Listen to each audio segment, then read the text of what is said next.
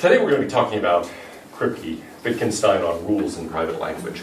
This is a really important book.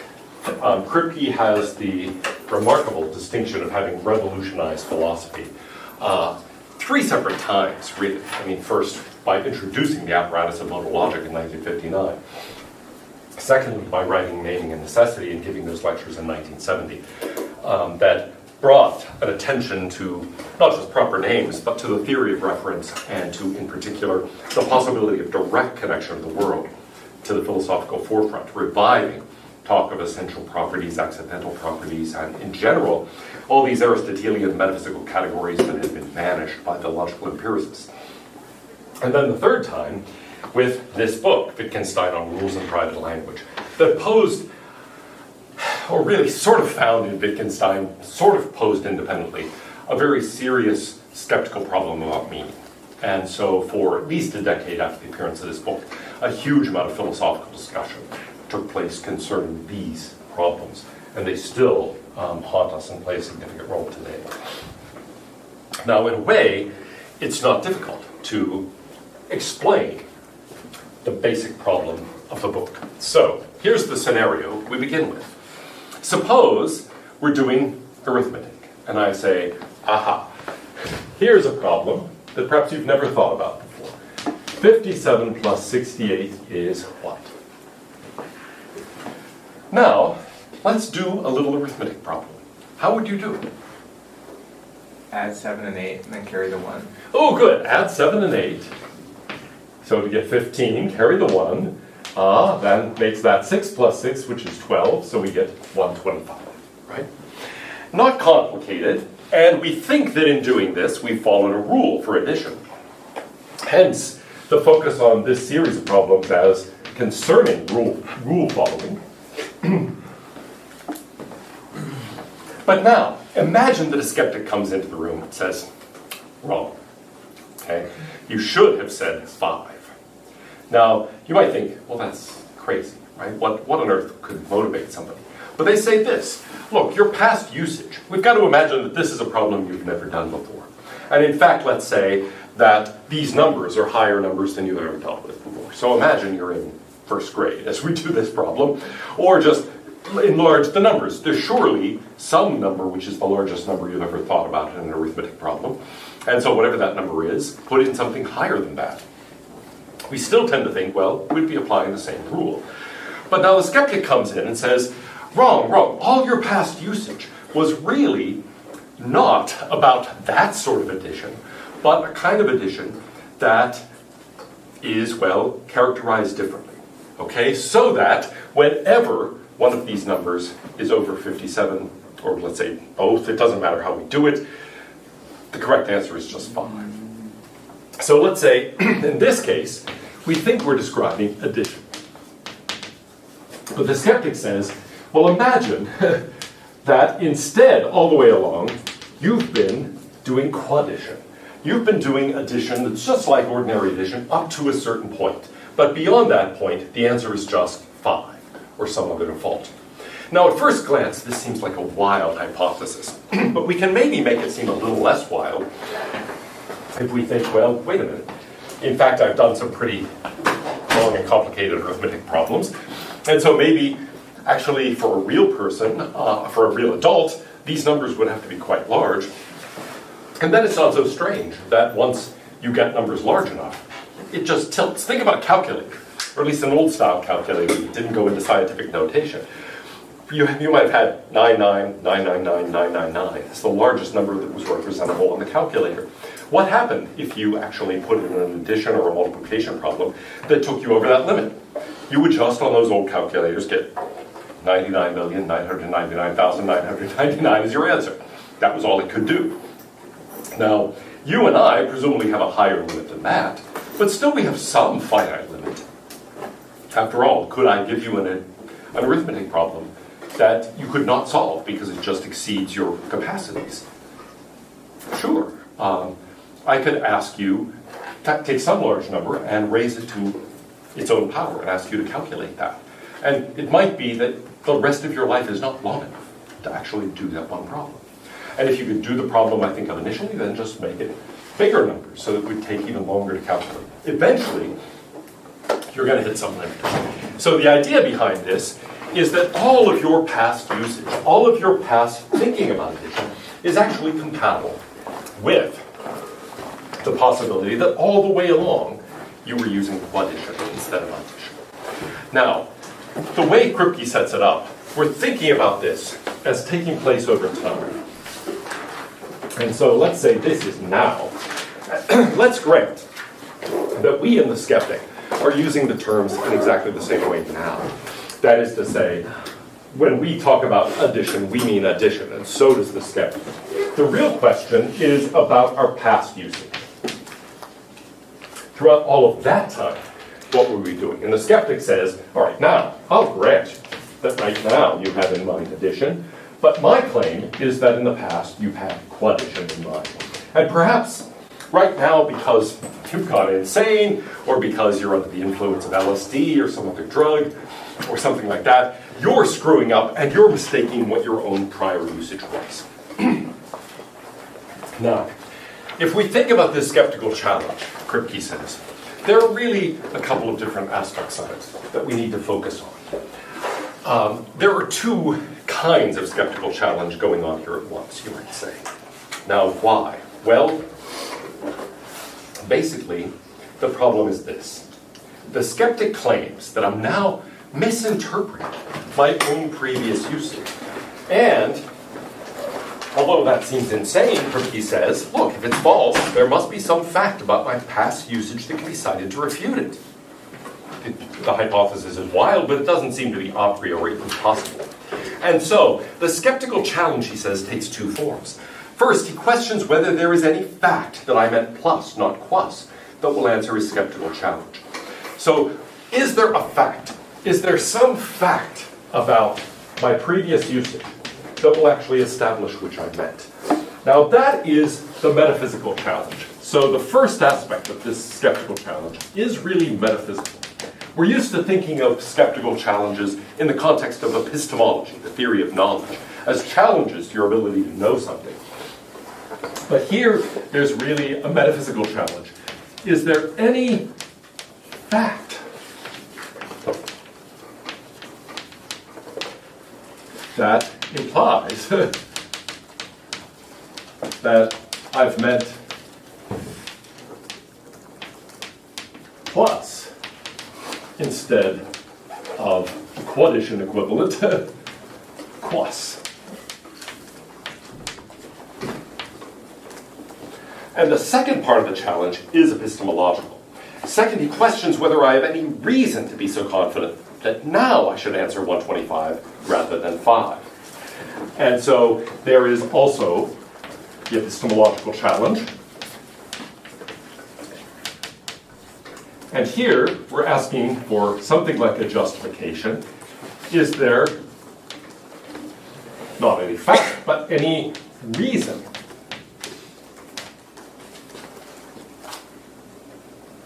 to be confident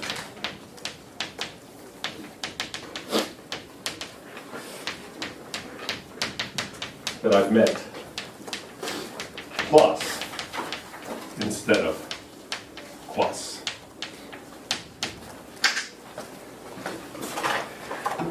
Now these, as Kripke points out, are closely related, because you might think, look, if there is some fact, then of course I have a reason. I can have a reason that points to the fact. Conversely, you might think if I've got a reason, whatever that reason cites must be some fact.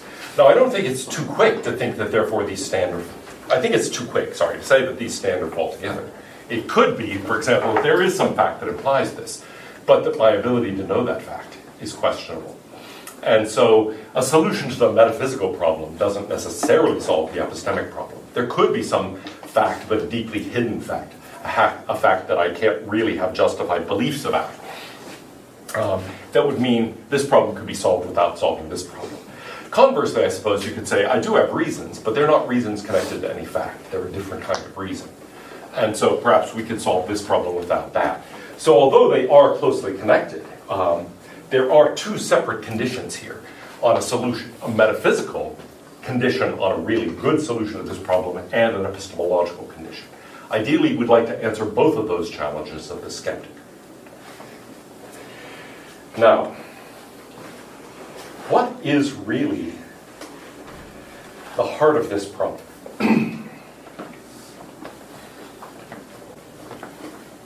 One way to look at this is to look for canons for such facts. Okay?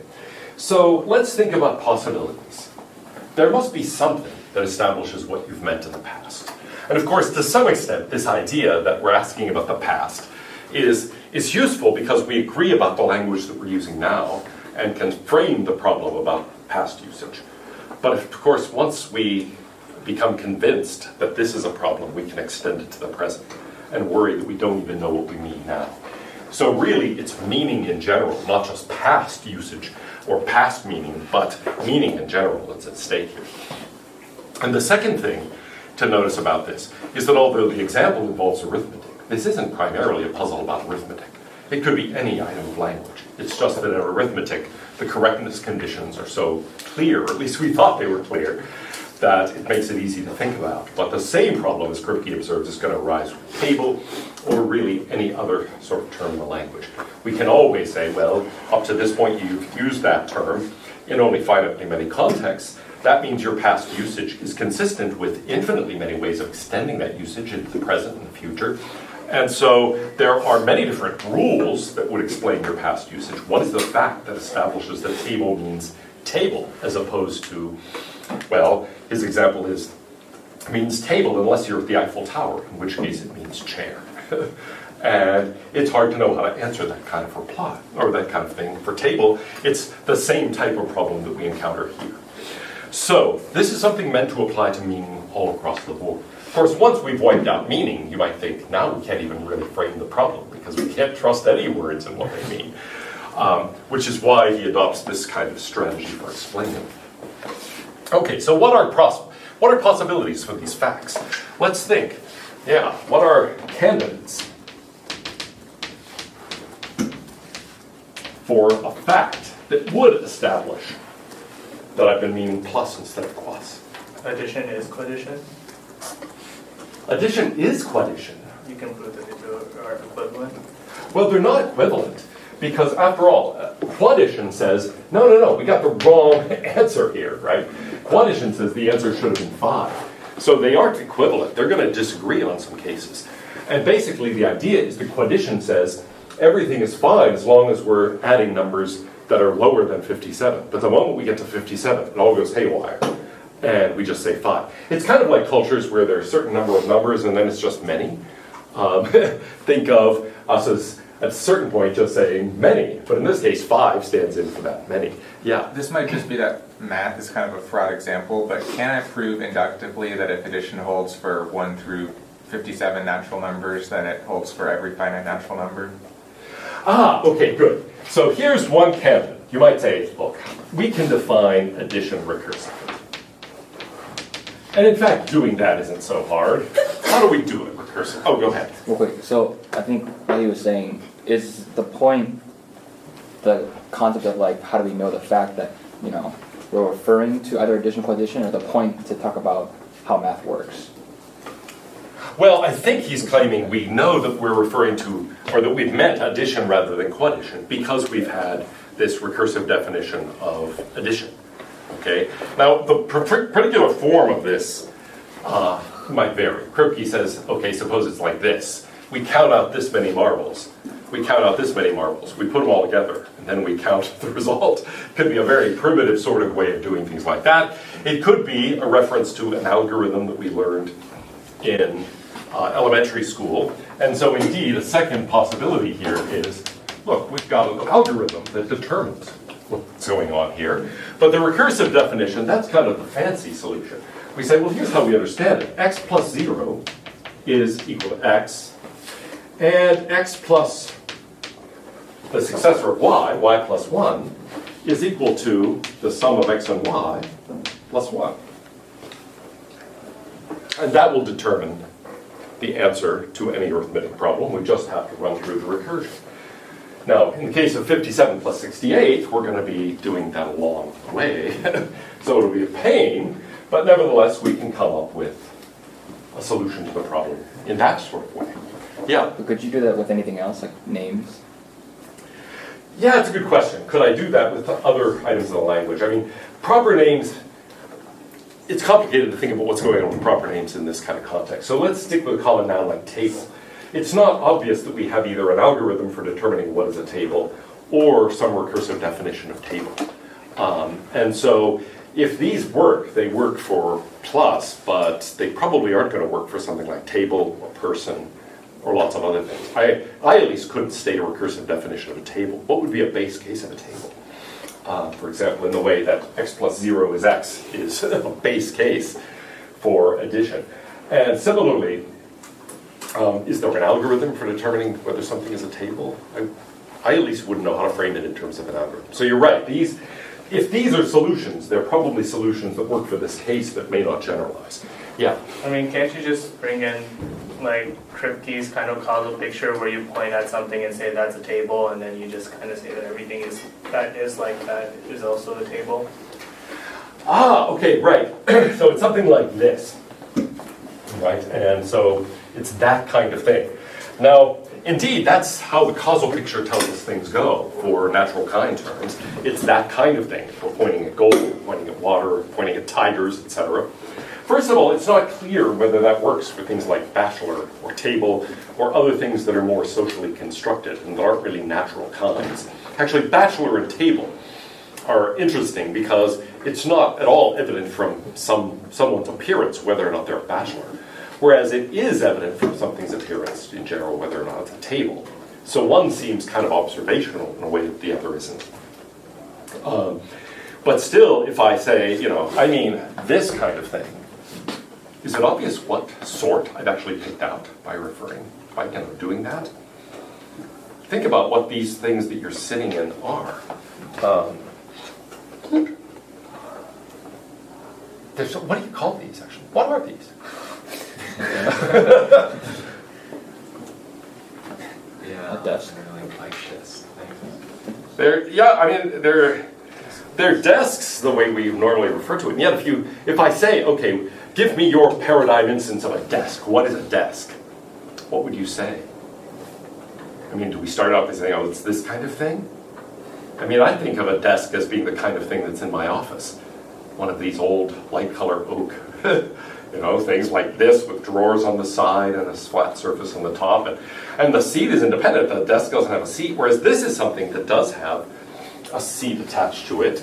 It's tempting to say it's like a desk and a chair all attached at once. But notice a lot of people, if you were asked to define chair, have this image of a chair as having 4 legs. This doesn't have 4 legs. This has 1 post. And the table part doesn't have 4 legs. It has 1 post. And then they're attached together and all of this stuff. So anyway, it's interesting. This is not very different from the desks that I had when I was in first grade, except that ours opened up. It raised, and then you can stick things inside of it. Here, I guess, you're not in the same place all the time, so you can't do that. Or, to look at it another way, technology has declined, and these are less useful than they were in 1960. Anyway, these are sort of strange. So if I just say this kind of thing, is it obvious what I'm actually referring to? Is it obvious what the kind is? It seems to me unclear whether I'm talking about a desk or a student desk or, this particular kind of contraption made by that particular company. Maybe we're looking for things to put in classrooms, and I say, well, we need more of this kind of thing. And what I mean is, look, this specific model from that specific company. So it seems to me hard to pin down things in a very precise way in that fashion. Now, maybe if we've got a natural kind, then we can do better. That kind of thing, where I'm pointing at a tiger, let's say. But of course, this person can say, well, maybe you're referring really to a quagga instead of a tiger, where it means tiger except in certain bizarre situations. And then would be looking for a fact about my past usage that indicates I meant that natural kind as opposed to that more gerrymandered sort of kind. Yeah. So this essentially is this kind of like an allegory for just a skeptic problem in general? This isn't like exclusive to this mathematical issue, right? Right. It's not meant to be exclusive to the mathematical instance. So, I mean, so far we've been saying, gosh, even if these two things would work, they might not generalize. Because it is supposed to be a problem about any bit of language, not just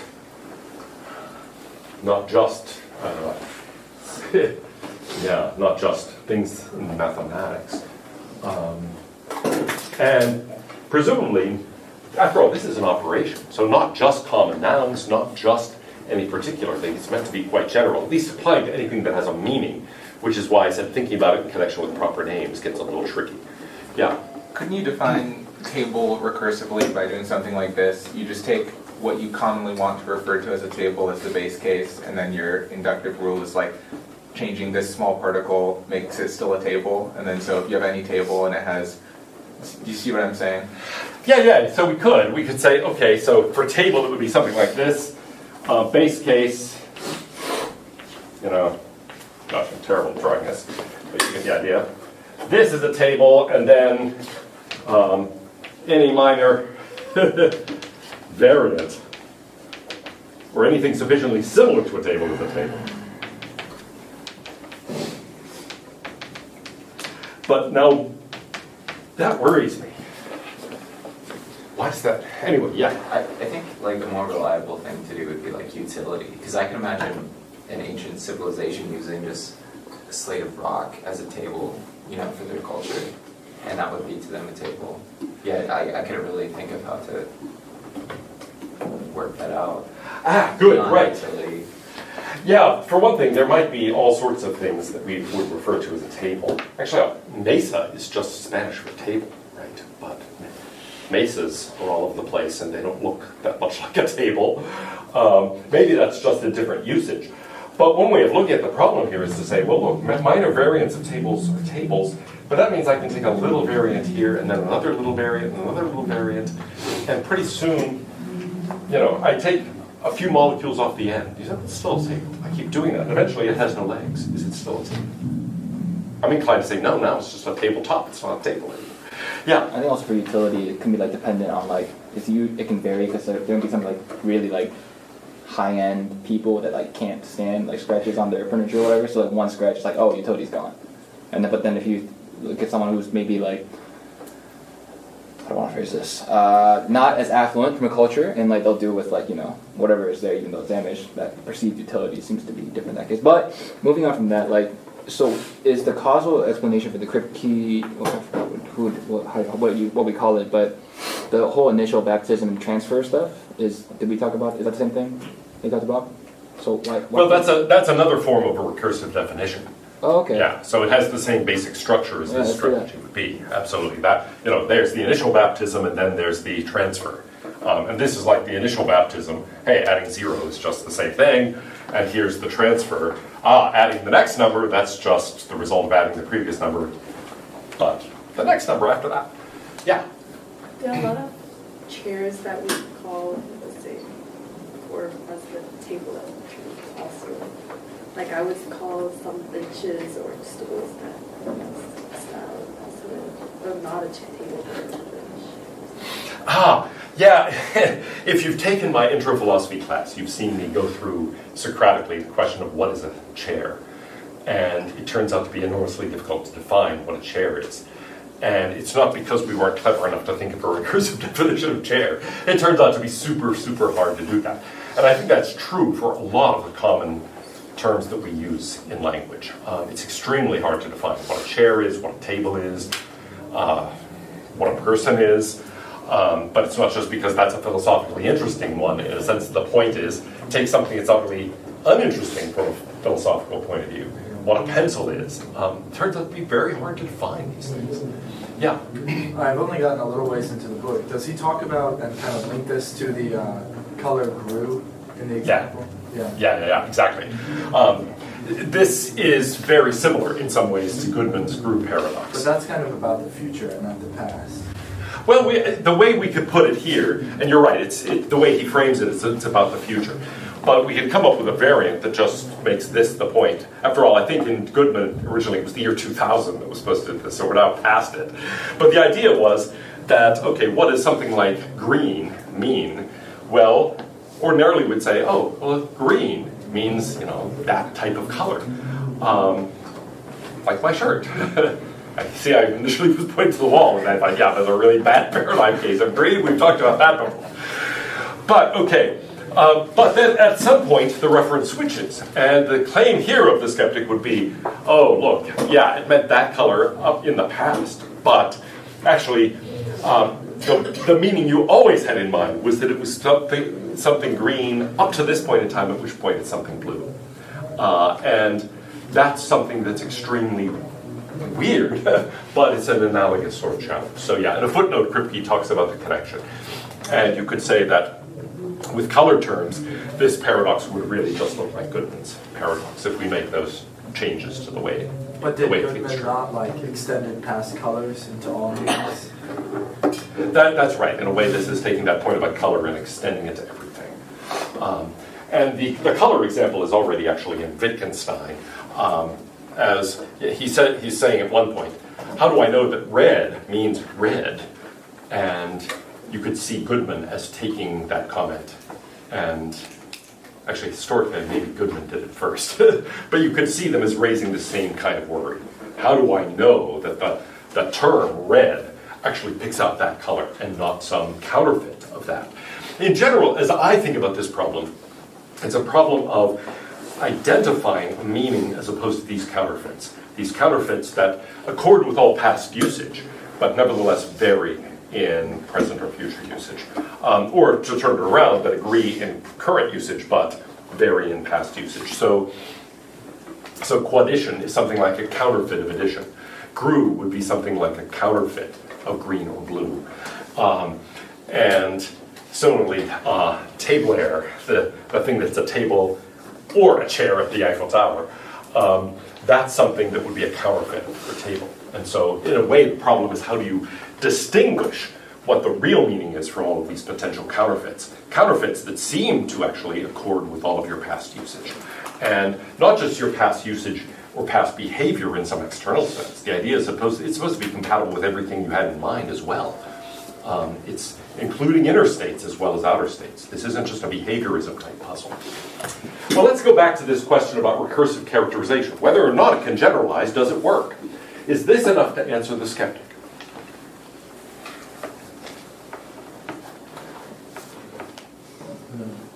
Why not?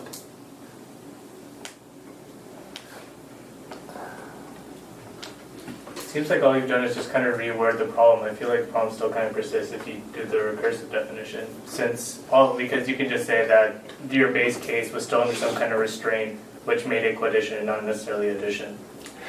Good. Yeah, we've defined this in certain terms. We've, for one thing, still got plus here. But for another, we've got that successor function. And so we can always raise the same kind of question about those. How do I know that meant addition rather than quaddition? How do I know, well, in a way you say, look, that's what's being defined, don't worry about that. But how do I know that that meant successor as opposed to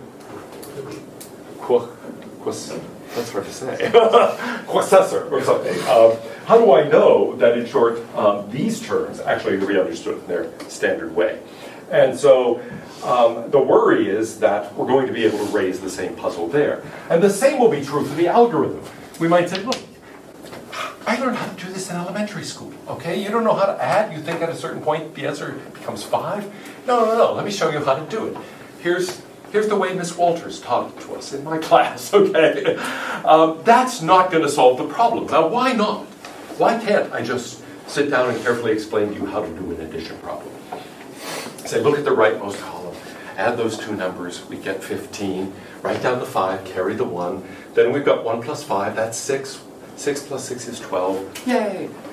Okay? Why won't that solve the problem? That could still be quaddition. Good, that could still be quaddition. We've got problems in understanding what's actually going on there. I mean, the rule might be do that up to a certain point, and then after that just write 5. those alternates would look just the same from the point of view of our past usage. Since it never came up to have such big numbers, there's a sense in which nothing we talked about in the past, nothing we did in the past commits us one way or the other. Yeah? Well, I think, I mean, by definition, I don't think you can really convince a skeptic of anything, really, that they're not committed to already. But I think one way by doing it, you might ask if you can borrow $57 from them and give $5 back. And see and see if he's not convinced. Yeah. Listen, yeah, can I borrow $57? Promise I'll pay you back. And then a later date, can I borrow $68? Promise I'll pay you back everything I owe you.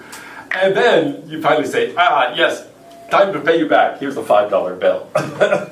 And is the skeptic going to be saying, yeah, I added 57, 68, I got 5 too. That's cool. That's a really interesting strategy Kripke doesn't discuss. You could Dutch book the skeptic, basically, and cheat him. So let's actually put that on as a kind of argument. I suppose it is sort of a Dutch book argument, where you say, look, certain kinds of positions make you easy to exploit, and that indicates there's something wrong with that position. Usually this is something that comes up in the context of game theory or social choice theory or whatever, but here you might think, aha, yes, skeptic, I can take advantage of you now. Go ahead and, oh yes, we've been doing tradition all the way along, and, So right, is that something that would refute the skeptic? You can make a lot of money off this skeptic. Actually, don't argue with him, just use him as a money pump. If he got upset, the question is, why would he get upset? That's proper, Right? Why should he get upset? Now, I think what's underlying this is the thought that, wait a minute, this rule has some weird features, right? I keep adding things, and I'm staying under the limit, and I keep getting a total. And all of a sudden I go over the limit, and boom, things explode. So one way, and it's maybe the same, maybe it's very closely related, is I might think there are certain properties, like the associative property, that are actually characteristic of addition. So I want it to be the case that x plus y plus z is equal to x plus y plus z.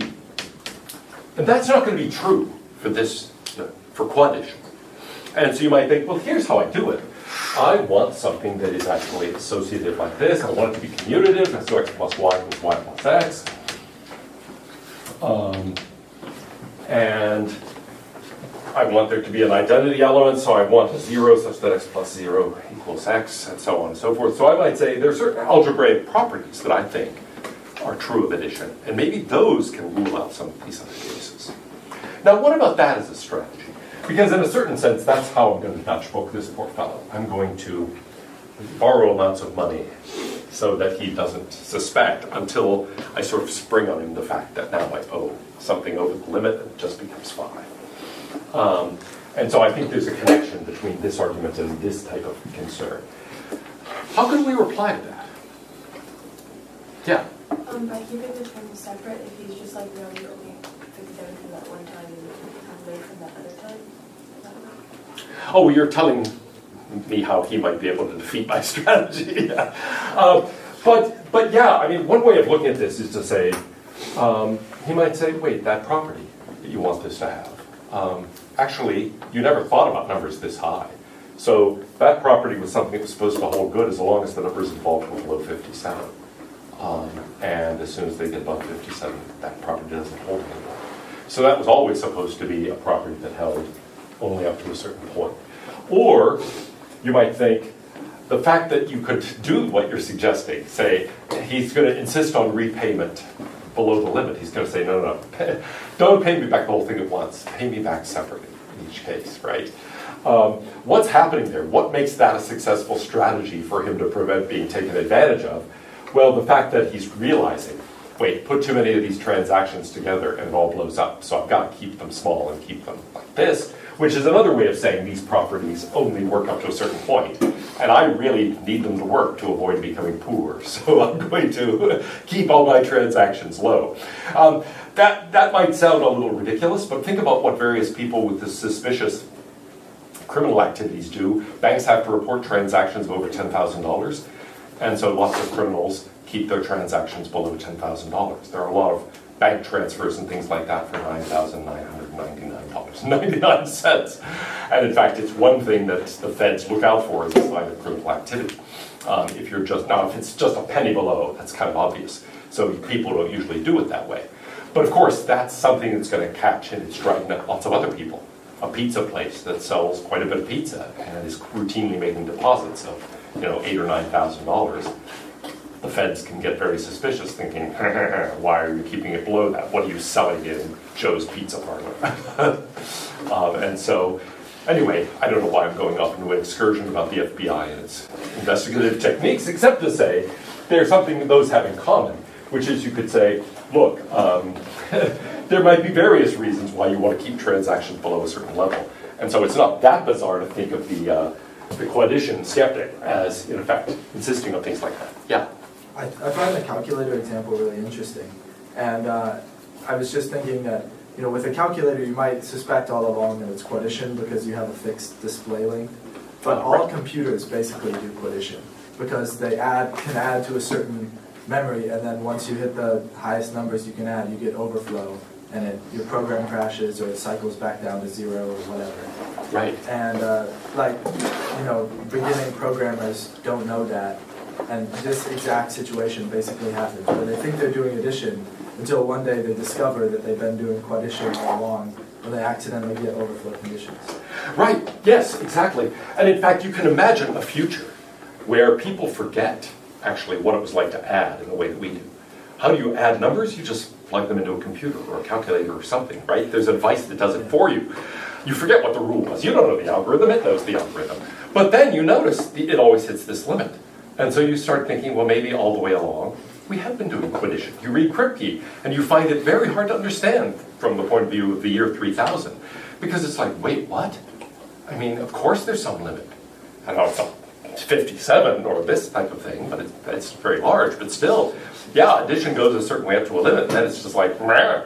Right? And they'll say, you mean it never meant something else? So anyway, we don't actually have to make this skeptic too weird. We just have to go into a future scenario where people are used to using computers to add and have forgotten how to do it themselves. And then they might say, well, actually we have always been meaning quaddition, haven't we? So anyway, yeah, part of the reason I talk about that when Kripke doesn't is just that it's very easy to think of this as totally outlandish the way he presents it. But that points out, look, it's not that totally outlandish. It's actually around us much more than you would think. Okay. Well, yes. I don't know how to word this correctly, but could you apply this problem to problem with just even with simple measurements too, and with even measurements of numbers, and there isn't, I don't know how to explain it, but do you kind of understand that? Well, sure. There is something known as the measurement problem, and there's a whole theory of measurement, which is quite complicated. And why? You might think, look, I learned how to do measurements. I mean, my mom used to sew, and she had this thing and measured things, and measured the curtains on the curtain rods, and blah, blah, blah. And here's why it gets complicated. Measuring to what degree of precision? How long is that line specifically? Well, if you've just got an ordinary tape measure with, let's say, things marked to the millimeter or things marked to 1/16 of an inch or something like that, you give the closest measurement to that. But if you start thinking, well, wait, if I only had a more refined measuring tape and better eyesight, I would be able to say much more precisely how long that is. And yes, you could. So now the question is, well, gosh, what does it mean to say it's really that length? Is it something like a limit of more and more precise measurements? Tapes with more and more refined marks on them and better vision so that I can see precisely what's going on? So yeah, it could turn out that there's a similar thing. We think we've been measuring, and somebody else says, well, I've been quadring, where I'm using a different sort of measuring tape. To a different degree of precision and so on. And you might say what we do always in measurement is measure up to a certain point and then just stop inquiring after that. We say, okay, it's like 5/16 of an inch, and we don't inquire further about how precise that is. until we actually drill the hole and find out that now the thing wobbles and we realize, oh yeah, we should have been more precise in our measurements. Yeah. So I'm not sure about general cons, but at least in regards to the math problem where like you go over, a certain limit and then it breaks down, that would be an indicator of the condition. So if there is like an objective something outside the human experience that is infinite per se, and then they're able to never be limited, or presumably an agent, but that thing is like able to go solve every single math problem because by virtue of being infinite. Right. Because of that, if we as humans tend to be finite for as far as we know, and so if we are consistent with that understanding of addition, would we be able to? Would that resolve the problem? Would that be our solution? Ooh, all right, good. There is something Kripke spends a lot of time on, and we'll discuss primarily next time, a fifth option here, which is that it's my own dispositions that actually settle this. Right now, I am disposed. I would, if you gave me this problem, come up with this answer. And so I've got a disposition to do the one thing as opposed to the other thing. And he ends up arguing, and we'll look at the argument in much more detail next time, that won't work. Now, why won't it work? Because there are two features of this problem that he thinks cannot be explained that way. The strategy for dealing with most of the other options is to say, look, we can apply the same trick. We can ask, why is it really successor instead of some counterfeit? Why is it really that is opposed to some counterfeit in the details of the algorithm? Or here, why that instead of a counterfeit to the associative property, etc. But here, he ends up saying there are two features of this problem that make it hard to really solve by this, or in principle by a lot of things. One is, meaning is infinitary. Now, it's obvious in the case of arithmetic. It's a real advantage of the arithmetical example to make the point that arithmetic is supposed to settle the answers to infinitely many questions. Okay, there are infinitely many possible arithmetic problems you could pose. And part of the problem is that my past usage is always finite. And so we've got this jump from the finite to the infinite. And he says it's very much like some of the examples Wittgenstein considers. You're taking an IQ test or something, and we say, here's the sequence, 0, 2, 4, 6. What's the next number in the sequence? What is the next number? 8. Okay, 8 is the natural thing to say. And yet, actually, there are infinitely many possible answers. It might be, add 2 3 times, and then add 3 3 times, and then add 4 3 times, and so on and so forth. Right? There are infinitely many rules that actually would start that way. And so the problem in part is this infinitary character of the difficulty. And the second thing is, this is normative. There is a correct and incorrect answer. And so if I add 57 and 68 and get 125, I get that ordinarily, apart from the skeptic, marked right. If I put 124, then I get it marked wrong. Okay?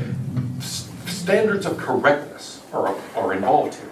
Now that's true whether or not we're dealing with an arithmetic example. Suppose we're thinking about table. There are infinitely many possible candidates for table that we might be asked, is this a table? Okay, and so table is something that should be able to apply or fail to apply determinately in infinitely many cases. Now, even if we think it's vague whether certain things are tables or not, there are going to be presumably infinitely many things we would say, yes, definitely a table, or definitely not a table. And so this is something that applies across an infinite space. And the same thing is true with green. There are going to be infinitely many things that can be green and we recognize as green. These are also normative.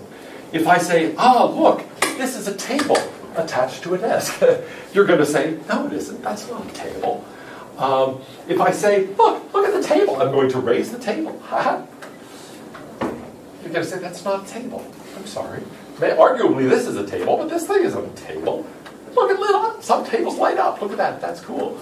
No, right? I'm wrong. And the same thing is true if I say, my pants are green. No, they're not. Actually, a lot of you think my classic example, the walls are green. You would think, no, you're wrong. They're gray. They're not green. And so in those cases, there are standards of correctness too. I can use the term green, or gray, or table, or chair, or plus, or times, etc., correctly or incorrectly. And I can be right or wrong about their application of a given case. So in a way, the challenge is this. How do we explain these features? The infinitary character of meaning, and also the normative character. How does it manage to establish standards of correctness and tell me how I ought to use the term or ought not to use it? Across an infinite array. When everything I can look at, all my thoughts in the past, all my actions in the past, all my verbal behavior, all of my concepts and so on, seem to have a finite character, and so don't actually seem to give me this infinitary and normative thing that I need.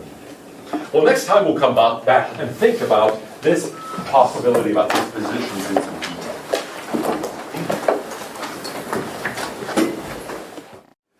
I want to return to Kripke's discussion of Wittgenstein, and in particular today start mapping out what is the solution that he investigates. Now, here's a place where it really is important to think of this as the Kripkenstein problem, because it isn't, I think, the solution that Kripke is actually advocating. At a number of points, he makes comments to say, all right, Wittgenstein is adopting a strategy, in his view, that's rather like the strategy of Bartlett or the strategy of Hume, in saying, here's what people routinely say, that suggests a certain picture, but actually I think that common sense picture is wrong, and properly interpreted, we have to see people as really asserting this.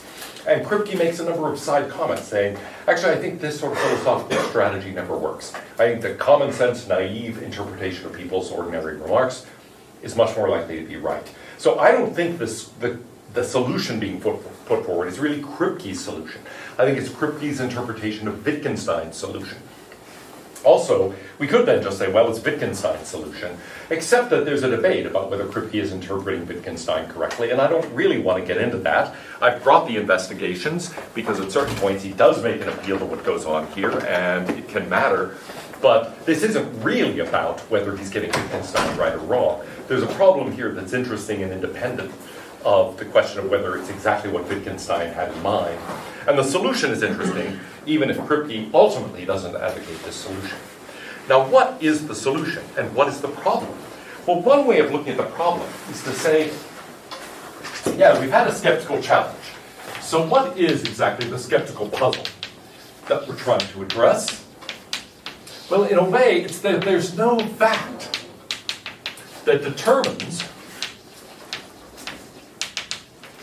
well, in the particular case, whether this sign, the plus sign, means plus or plus, but more abstractly, it seems to be that there's no fact that determines what anything means.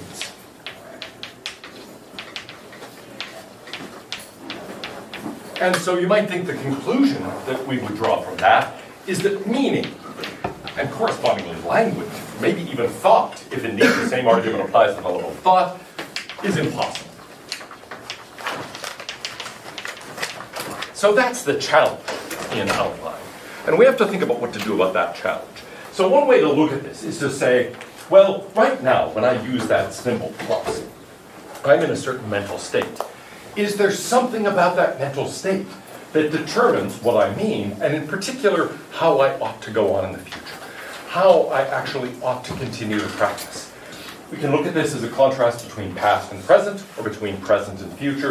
Is there any fact about me that indicates that tomorrow, when I add, I should do this instead of that in any particular case? And the answer is, well, no, there isn't.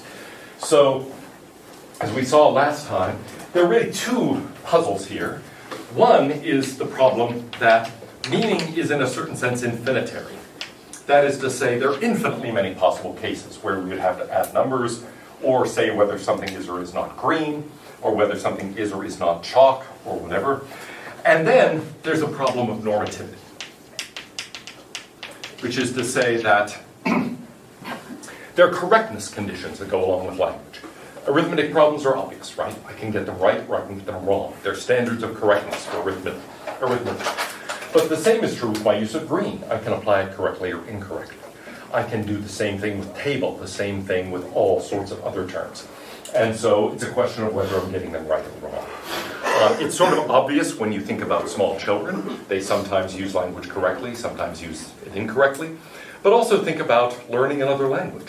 You take beginning French, let's say, or beginning German or something like that, and you have to learn what's the correct usage of that particular term, of that particular construction, that particular verb tense, and so on. And so there can be right ways and wrong ways.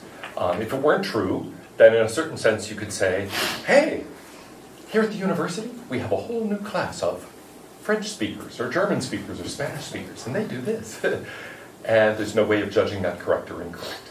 But of course there is.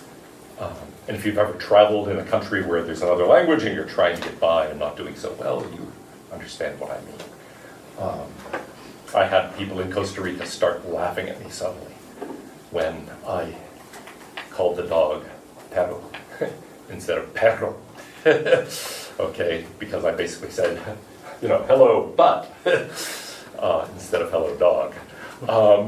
That's, embarrassing, but also an examination of the fact that, or an illustration of the fact that we do have correctness conditions associated with language. Now, okay, one way of framing this question then is really in a kind of Kantian style. What, if anything, makes meaning, or for that matter, language in general, possible? What are the conditions for the possibility of language? Now, as soon as you frame a question like that, you realize, well, that's a deep challenge. And there are two ways of thinking about not just this skeptical puzzle, but really any skeptical puzzle. So we can distinguish ways of trying to solve that. One way of looking at this is to think, here's one general form. This is something that Gisela Stryker talks about. She calls it an argument from variability. I think you can make a plausible claim that all skeptical challenges really have something like this form. She says there are basically two premises and a conclusion. The first premise is always one about variation, which is to say that some phenomenon you're dealing with can be interpreted or can be perceived in different ways. And then there's an undecidability premise, which says there's no way to tell which is correct. And the way I've framed it there, this sounds like an epistemic challenge. There is no way to tell which is correct. There's no way to know which is correct. And that is indeed the epistemic way of formulating this, and most skeptical challenges are directed at knowledge. But we can easily turn this into a more metaphysical challenge by saying, it's not just that there's no way to tell in the sense that I can't know which is correct, there's no ground for telling what is correct. Okay, it's really, there's no basis for determining anything. So we could say, look, there's no ground for telling. And then we get this in a more metaphysical form. Well, then the conclusion is meant to be, of course, we cannot know. Or might say, there are no grounds for knowing. Well, the truth about that subject matter X. Now, how is Kripke doing this? Well, he's basically saying, look, you could interpret the plus symbol in many ways. Even given all of our past behavior and all of our past thoughts, you could interpret what we've done in a variety of ways. That finite set of cases could be extended in indefinitely many ways into the future. And then there's no way to tell which is correct. Where is the fact that would provide a ground for telling that we mean plus instead of quas? So the conclusion is we can't know what we mean. In fact, there are no grounds for knowing what we mean in using that symbol. And so it looks like meaning is impossible. Now, suppose we try to address a skeptical solution, or address a skeptical problem, and frame a solution to this. How could we go about solving a skeptical problem? Either one in general that has this form, or more specifically this kind of thing. What would it take to answer the skeptic? I mean, let's think about a particular case. The skeptic says, I think maybe right now I'm not awake and speaking to this class. maybe I'm dreaming. Maybe, in fact, I didn't get much sleep over the weekend. Maybe I'm still at home in bed, and I'm feeling guilty that I didn't get up for class, so I'm just dreaming that I'm talking to you. Or maybe I got here and I fell asleep in my office, and I'm dreaming that I'm here speaking to you, but I'm not. Maybe you are, in fact, happily, well, maybe not that happily, asleep in your bed and dreaming that you're in class. You probably had a better dream. But anyway, that's something that, well, how would you respond if the skeptic says, you don't know you're actually awake, you don't know you're here. In fact, you might be dreaming. Maybe this entire life is really just a dream. We can put it in Zhuangzi's terms, right? Once, he says, I dreamt I was a butterfly, fluttering hither and thither, to all extents and purposes a butterfly. Then I awoke myself again. Now, I don't know whether I'm a man who once dreamed he was a butterfly, or whether I'm a butterfly who is now dreaming that I'm a man. So that's the challenge. How would you answer the skeptic? How could you answer the skeptic? Yeah. Well, you'd have to refute one of the premises. So in this context, refuting the undecidability premise would be to say that you can tell the difference between a dream and reality. Ah, good. So we could say, yeah, look, there's no way to tell, there's no ground for telling. No. So we could try to refute that. And that leads to what Kripke refers to as a straight solution to a skeptical problem, which is to say, you provide the missing justification or warrant or whatever it is, the missing, well, here we'll just say ground for telling. Whatever it is. So in this case, for determining what is it to be awake, what is it to be asleep, what are the indicators of that? Yeah. Have you seen the movie Waking Life? Yeah. There's that great scene in there where the guy explains that you're supposed to use the light switch to tell if you're in a dream or not, because electricity doesn't work in dreams. All right, so we can determine this right now. Yeah. Ta-da! Yeah, that's one way. I mean, the classic Bugs Bunny way is to pinch yourself, right? There are maybe more sophisticated ways of doing this. But yes, you could say, hey, I've got a way of telling. That's how you tell. Okay? And so similarly, you could go over here and you say, wait, you don't know whether plus means, or whether plus sign means plus or plus. Well, hey, maybe we have ways of telling. For example, this is pretty simple and not gerrymandered. This has this gerrymandered feel. In something like the way that green has a gerrymandered feel, in a way that green and blue don't. So maybe we can give criteria for what it is for a meaning to be gerrymandered or not gerrymandered. Maybe we could say, well, actually, there's got to be a ground, because after all, we mean things. And so we reason to it backwards. That's something like what Kant does in a transcendental argument. And so one way of pursuing, I don't know if it's exactly a straight solution, maybe it's really a separate category of things, a transcendental solution, that would say, well look, obviously we do know things of this kind X, and so one of these must be false, but it looks like there is variation, so there's got to be a ground for telling which is correct. And now our investigation is to determine the grounds of the possibility of language, or the ground for the possibility of meaning. So maybe as a separate thing, maybe as a variant of this, we have a sort of transcendental solution, and we ask the grounds. We try to find, you might say, the ground for telling, but we start from the assumption there must be such a ground.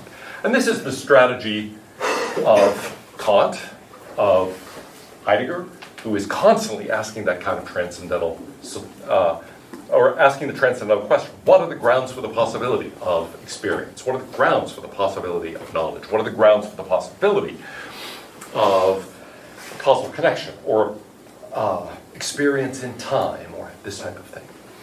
Okay, now, is there anything else we can do?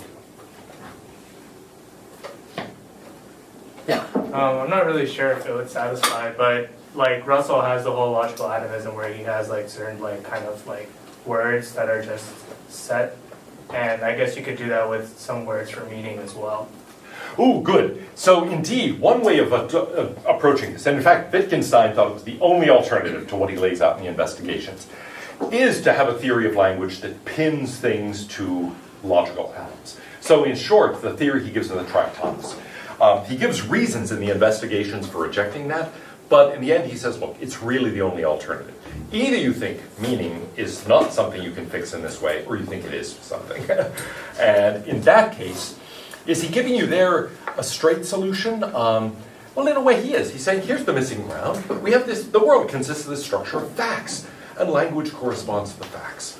And so you could say a particular variant of this would be the Tractatus solution. And we're going to talk much more about that in a moment and how it varies from what he's doing here. But I think that's exactly right. You could say, look, here's how we do it. There is this underlying structure that language matches. Now notice, in this case, we are saying there is a way to tell which is correct, because some things match what happens and some don't. Imagine that somebody goes to Las Vegas, and they're skeptical. So they sit there at the blackjack table, and they start losing. And they say, well, you say I lost. How do you know I lost? And they say, well, you know, your cards added up to something more than 21. The person says, well, how do you know that? I was using plus instead of plus. And for anything that is over 21, the answer is just 21. Now, you're not going to get far in Vegas, right, with this strategy. But the person might, in that context, respond by saying, wait, no, there are these facts about the cards and what combinations constitute winning and which combinations constitute losing. And whatever you think about the usage of this plus side, the fact is that this combination of cards is counted as a winning combination. This one is a losing combination. Part of what makes that work is that there are only finitely many cards. There are 52 cards in a deck, and you can lay out all the possible combinations of 52 cards in, well, I guess not an infinitely long or an indefinitely large set of hands, but there are only certain, I mean, suppose you just keep drawing twos, then still you're going to be over 21 after 11 times. And so you really do have a finite set of possibilities to consider in that case. Similarly, if I say, aha, I've got a piece of chalk in one hand, which hand is it? Well, pick. Which hand? Wow. You're right. Very good. Okay. Notice, there was a way of telling. It's not like, oh, there's no way of telling whether he's right. Of course there's a way of telling. There's the chalk, right? So sometimes there really is a way of telling. And what Wittgenstein in the Tractatus is doing is giving us that way, basically saying, here's what the world is. The world consists of facts. And sentences are things that are designed to be pictures of facts. They're supposed to represent them. And that means at the atomic level that they're supposed to be isomorphic, in a sense, to these facts. And so we've got a way of determining whether those sentences are true or false, if the Tractatus story is right. Well, is there anything else we can do here?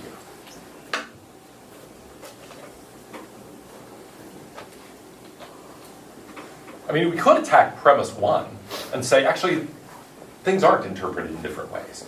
Now, a lot of times that doesn't make any sense. Here, for example, it seems pretty clear that someone could have that interpretation of plus. But, for example, in moral philosophy, sometimes people do fight about that. They'll say, well, actually, cultures are alleged to vary a great deal in their moral beliefs, but some people say, actually, they don't.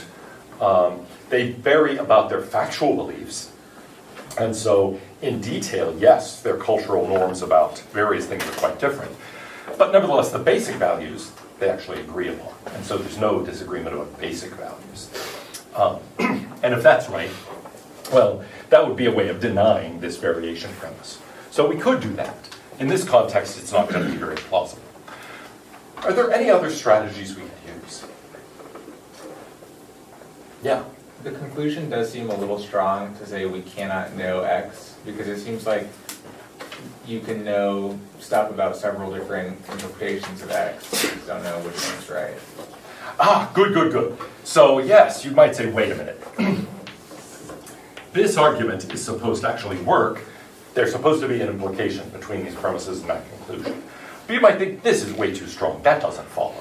After all, this is making, as you put it, a very strong claim about our inability to know.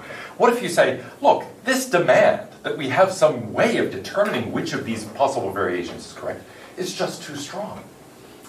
Think about it in connection with various things in the humanities. Imagining that you're interpreting Shakespeare.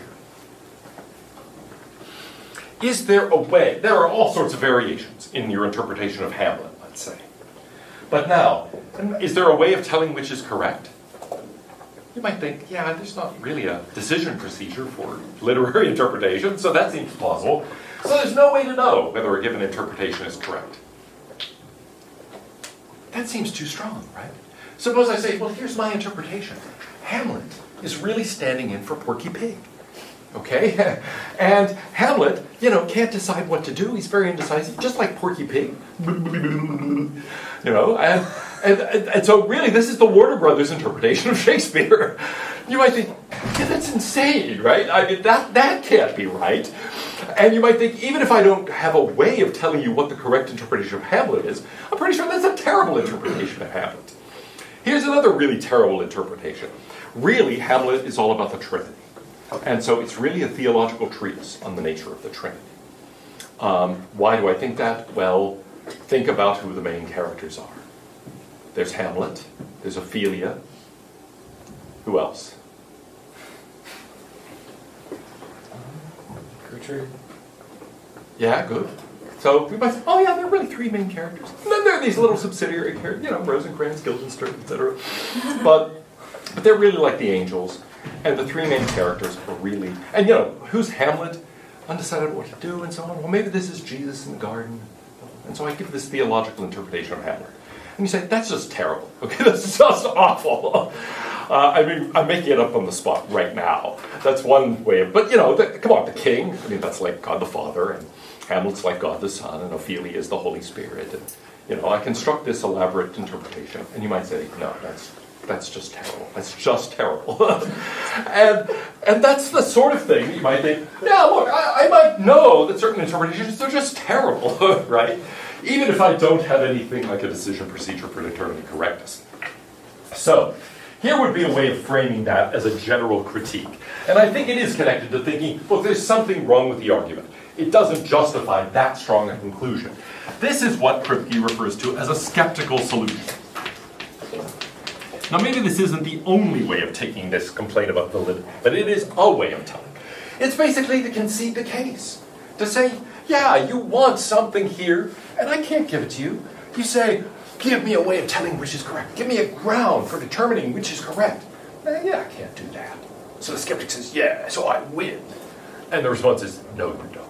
Because I don't need no stinking badges. I don't need no stinking justification. Okay? Now I'm appealing to a different sort of literary work. But in this case, you might say, yeah, look, I concede. Right? There are no grounds. But I don't need no stinking grounds. Kripke doesn't put it quite like that.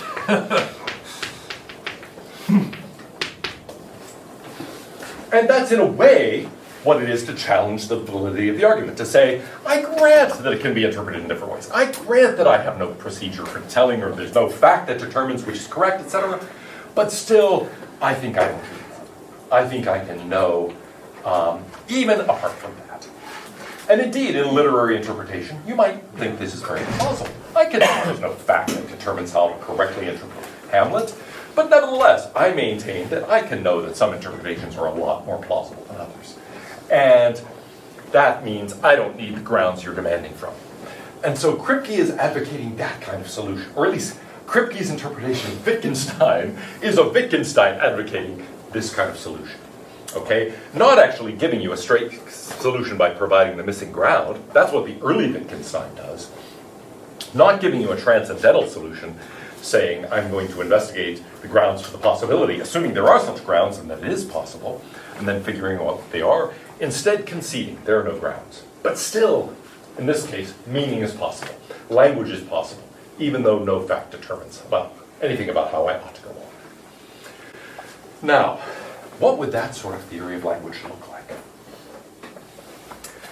Well, maybe we can understand it best if we think about the contrast between the old picture in the Tractatus and this new picture he's urging on us. So let's think about this Tractarian picture of language in more detail, and then we'll see exactly what he's rejecting in the later one. So, in the Tractatus,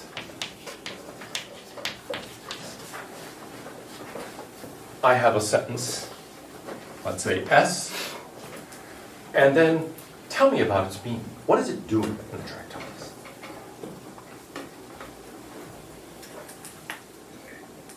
Let's take actually an example mentioned by Kripke.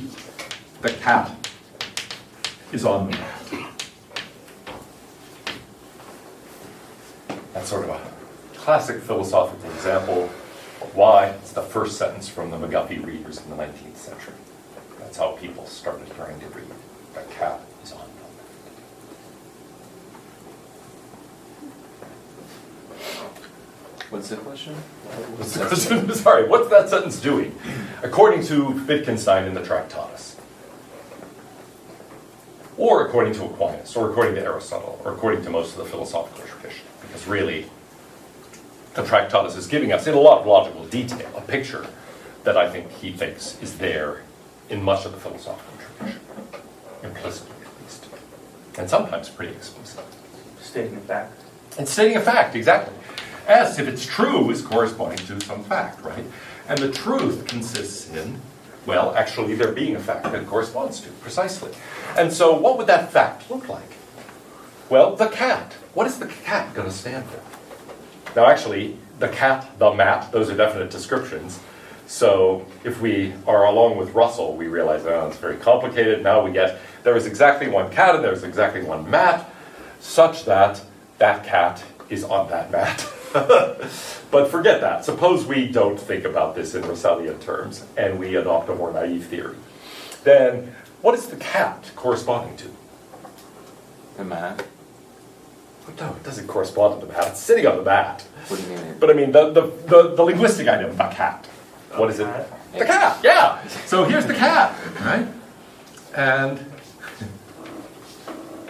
oh, it's a huge that cat. That's really horrible. Oh, yeah, let's try that again.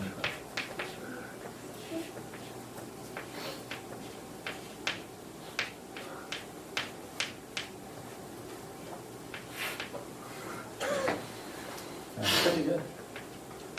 Yeah, for my artwork, that's pretty good. Now, it's on the mat. So, the cat is corresponding to that. The mat is corresponding to that. What's the is on corresponding to? Well, something about the relation between the two of them, right? And so you might say, okay, here we have the cat. Let's say, I don't know, Felix. And here's the mat. Normally we don't give mats names, but let's call it Matthew. And then we can say, all right, Felix is on Matthew. And notice there is a sense in which this is depicting. This is something like a picture of this. There's a way of mapping the items that are referring in the sentence to the things in the fact. Okay? And so we could say that S is true if and only if there is a corresponding fact. That's how Russell puts it at one point. Another way of putting it is that we can map the various parts of S onto a fact in the world, at least if this is an atomic sentence. And then we have the whole Tractarian theory of what to do about molecular sentences. Like, if the cat is on the mat, then the mat is likely to get dirty, and so on and so forth. Now, notice what's happening here. We determine the meaning of S how? What would we associate with the meaning of this sentence, the cat is on the mat?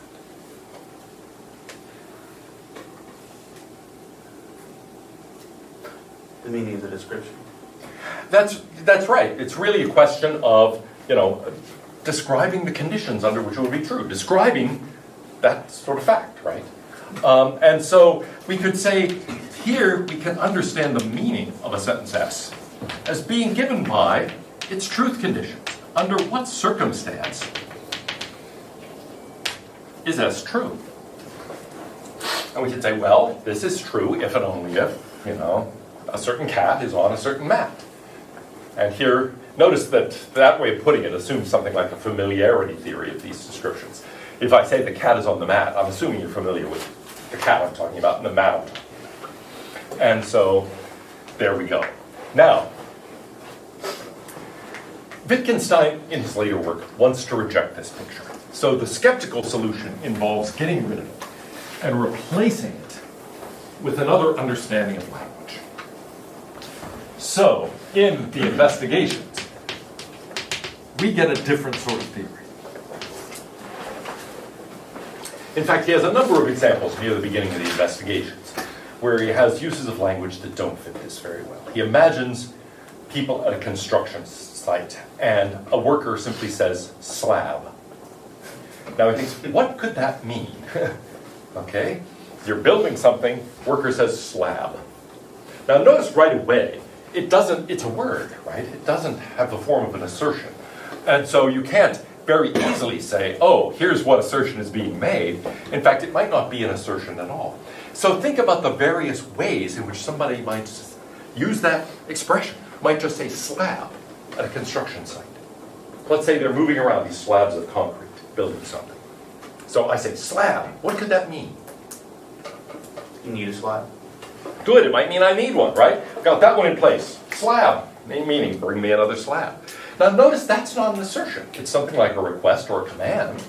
It's not something that I can easily express in terms of some corresponding fact.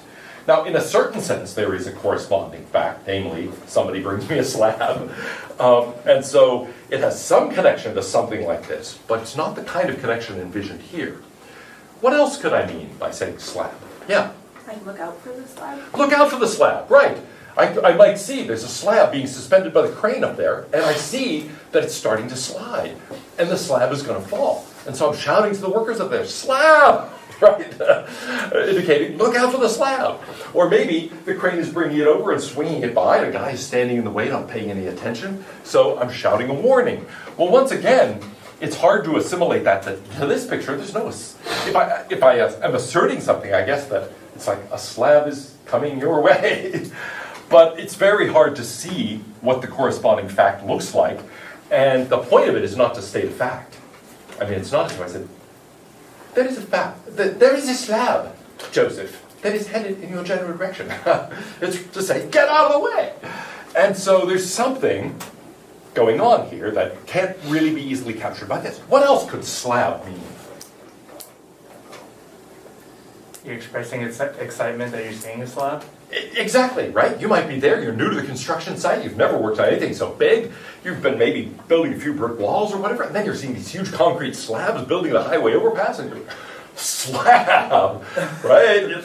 Dude, this is big! And so it could be the appreciation of a slab, the aesthetic beauty of the slab, the sheer power and weight of the slab. Whatever it is, again, it's pretty hard to assimilate that. What's my assertion, right? Just look at slab.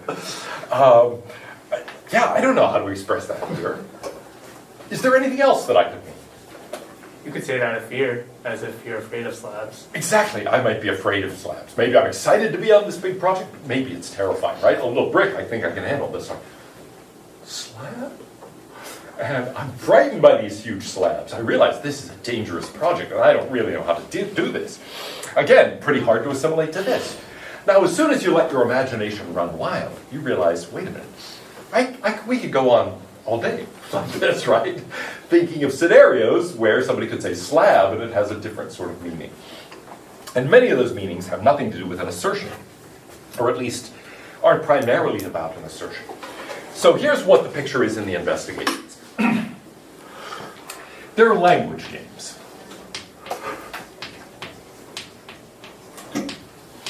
And something like, well, statements, or I should just say expressions, indicate, or are, moves in these games. Now, sometimes those games might be games of assertion, trying to express what's going on, but often they're not. They might be games about indicating when I need a slab, for example. Or they might be warning games. Or they might be games of aesthetic appreciation, positive or negative. Or, et cetera, et cetera. We use language for all sorts of different purposes. So sometimes when I talk about the Tractatus, in fact, I point out some of these things. I just show people slides of other uses of language. I show people on the sidelines and cheerleaders at a football game shouting, "Texas, fight!" That's not really an assertion. How do you handle that on the Tractatus view? Texas, fight. I don't know. I show the quarterback. Quarterback saying, "Red 17." What does that correspond to? Right? Where's the corresponding fact? I don't know. Then he says, "Hike." Again, doesn't seem to fit this picture. I show a picture of a guy just around the corner of my house who somehow tipped his car over on Great Hills Trail. And all of this, he was clearly moving, and all the stuff just spilled out of the back of his Honda. So it's all over the street. And I asked students to imagine what he said when the car came over and he saw all this stuff spread all over the street. I'm pretty sure it cannot be analyzed according to the Tractatus language. So there are these different kinds of language games. Now, what does that tell us? Well, what is meaning? Is meaning a question of truth conditions? No, it's a question of assertability conditions. So the idea is that a linguistic expression is going to be assertable in certain kinds of conditions, in certain kind of contexts, certain kinds of circumstances. And the meaning is something we would capture in terms of the conditions under which you could say it. But those conditions are complicated, and they may have nothing to do with truth exactly. And then the second question that arises, this is really a question of when, under what conditions, can I assert this? Or really, we should say, maybe more broadly, say this, since a lot of these things aren't going to be directly assertions.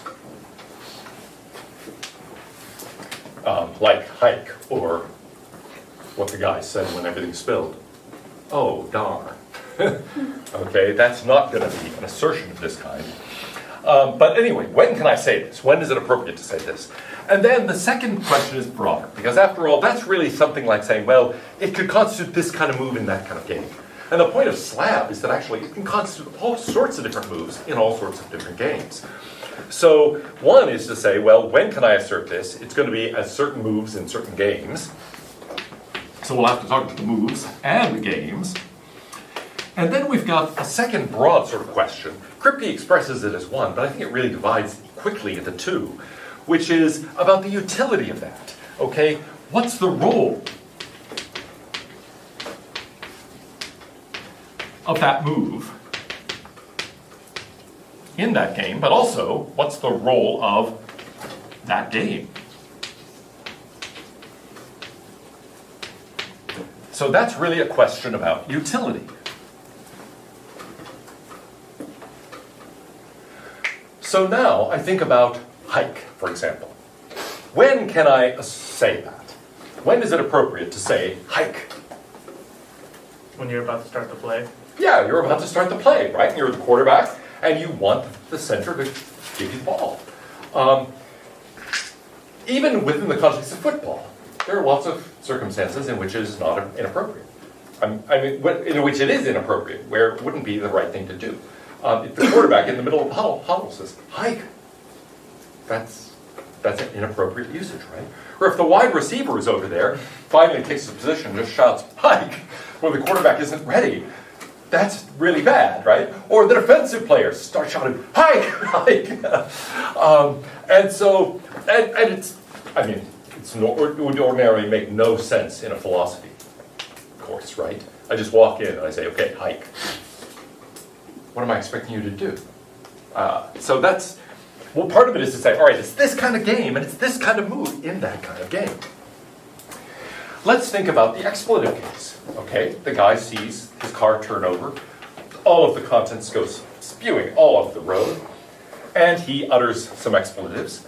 Under what circumstances is it appropriate to utter expletives? Depends on where you are. Depends on where you are and depends on the expletive, absolutely right. So that's actually a sort of socially subtle, right? But now notice that from this point of view, that's exactly what you would expect. There are different kinds of language games. And so a certain word is going to be a rather strong expletive in one context and a very mild one in another context. And there are going to be certain circumstances in which it's appropriate to assert this, and others in which it's not, and then what kind of game is being played here by an expletive? What's the game that's being? Is there a game?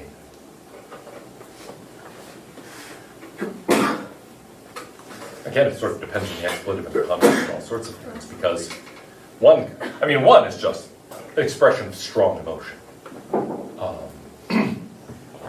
I don't remember whether I uttered an expletive on the occasion where I was using a pickaxe to try to break up a bit of limestone. It turned out to be a big chunk of limestone. And so when I thought, if I just hit it harder, it'd work. So, bam! And it just bounced off of that piece of limestone. And the handle of the pickaxe just went right into my kneecap. It was really painful. I think it might have been so painful I didn't actually externally say anything. But internally, I can tell you I was using expletives. What was the role of those, at least internal expressions of the expletive? While externally, I was probably just going, well, it was an expression of pain, right? An expression of emotion. And so there's some kind of game there that's involved, presumably, where, okay, that's its appropriate role in that kind of game. Now, what about the cat is on the mat? Let's come back to something that looks like a straight assertion. Because after all, the Tractarian might say, look, I'm fine with all of this. You're absolutely right that declarative sentences are not all of language. Sometimes we use interrogatives, asking questions. Sometimes we issue commands or requests. Sometimes we express something in the hortative that is kind of dying out. But, oh, that I had wings. Oh, that my students understood Russell, etc., etc. Or, sometimes they're expletives, exclamations, and so forth. Yeah, there are all those different uses of language. And usually the advocate of this kind of theory says, I don't know what to do about those, but they're all parasitic on this. Really, there is some kind of underlying assertion, or we can define their meaning in terms ultimately of the meanings of assertions. Like saying, a hortative, would that such a fact were the case. Question, is such a fact the case? Command, make that fact be the case. Exclamation, here's how I feel about that fact being the case. And so it's not a crazy thing to say that actually the fundamental idea of language is something like expressing a fact, depicting a fact, and then all the others have to do with various kinds of relations to that sort of fact. But suppose we go this way. How would we analyze the cat is on the mat? When can I assert that? You're just asserting a fact, right? That's right, I'm just asserting a fact. Isn't that all there is to it? That's pretty much all there is to it. I mean, I could say, well, I can assert it when the cat is on the mat. And so it could be that the assertability conditions look just like truth conditions for this kind of sentence. Is there any other way of seeing it, though? Because after all, I could say, yeah, look, you could see the Tractarian theory is really about the following thing, when the game is that of depicting the world, and the assertability conditions then are just the truth conditions. You can assert that about the world when there is such a fact in the world. And indeed, I think somebody could, in that way, adopt the investigations theory and say, but look, in a really important subclass, it's just the same thing anyway. And so, if you like, this theory has to be a part of such a theory there. And actually, yes, this theory has to be supplemented by a view of these broader language games of interrogation or exclamation or command and imperatives and so on and so forth. So sure, really there's no incompatibility. And so to get a clash, we would have to have a different way of understanding these assertability conditions. Now with the cat is on the mat, maybe there's no interesting difference. But where is all this going? Well, here's the key move, to say, let's apply that strategy to meaning talk. In other words, here we're telling you a story about meaning. But suppose we say, suppose I take something like this, or some claim about this, or a much more specific claim, plus, that, for example, the plus sign means plus. And suppose I ask, now what are its assertability conditions? If I ask about its truth conditions, of course I'm going to look for a fact, and then I won't find one. And I'll be disappointed, and I'll think, oh, the skeptic is right, I don't mean anything by anything. But suppose I'm saying, under what conditions can I assert that the plus sign means plus? Then maybe I've got a different kind of answer that I can appeal to one that doesn't rely on a fact that determines meaning, and so I can escape. So next time what we'll do is ask about the assertability conditions for, well, meaning statements, for mathematics, for various other kinds of things, and see why Wittgenstein thinks this opens the door to a different kind of answer. It doesn't prohibit this kind of answer from being given, but it will say maybe there are other options that will solve these problems about meaning and let us escape the skeptical problem. I want to return to talking about the skeptical solution that Kripke attributes to Wittgenstein. It's not maybe exactly Wittgenstein's solution, though maybe it is. Maybe Kripke is getting Wittgenstein right. Certainly it's expressed in a way that is a bit more direct than Wittgenstein expresses it. But I want to think more about just what that solution amounts to and go through some of what Kripke says. And maybe we can start by putting it in a certain perspective. So let me go way back, back before Wittgenstein, back before the analytic tradition that we've talked about here, all the way to Plato's Theaetetus. The Theaetetus is a dialogue about knowledge. The question is really, what is knowledge? And there are a number of proposals that are made in the dialogue. One of them is knowledge is perception. In other words, knowledge is just how things appear to you. And that gets rejected. There is a complicated argument against the kind of relativism that it implies, but there's also, in a way, a really simple point. Suppose somebody says, what is it to know something? And you say, just however it seems to you, you know that. How might you reply? Circular? So why circular? Because you just said, what is it to know something? It's to know something. You're not really getting anywhere. Well, yeah, so let's see. How should I really frame it to avoid that circularity? Just say, to know something is to have it seem to you to be a certain way. So the wall looks green to you, you know it's green.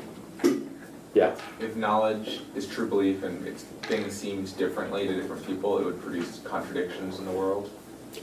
Ooh, okay, we ordinarily think knowledge implies truth, right? And so indeed, if it just seems, if the walls seem green to me and seem gray to you, and definitely not green to you, then it looks like you know they're not green and I know they are green. And that seems already kind of disturbing. But then if we supplement that with the thought that, wait a minute, you can't know something unless it's true, then we've got the walls are both green and not green. And that seems bad. And so that's a very simple reason for thinking, wait, it can't just be a question of how it seems to you. That makes the difference between appearance and reality just go away.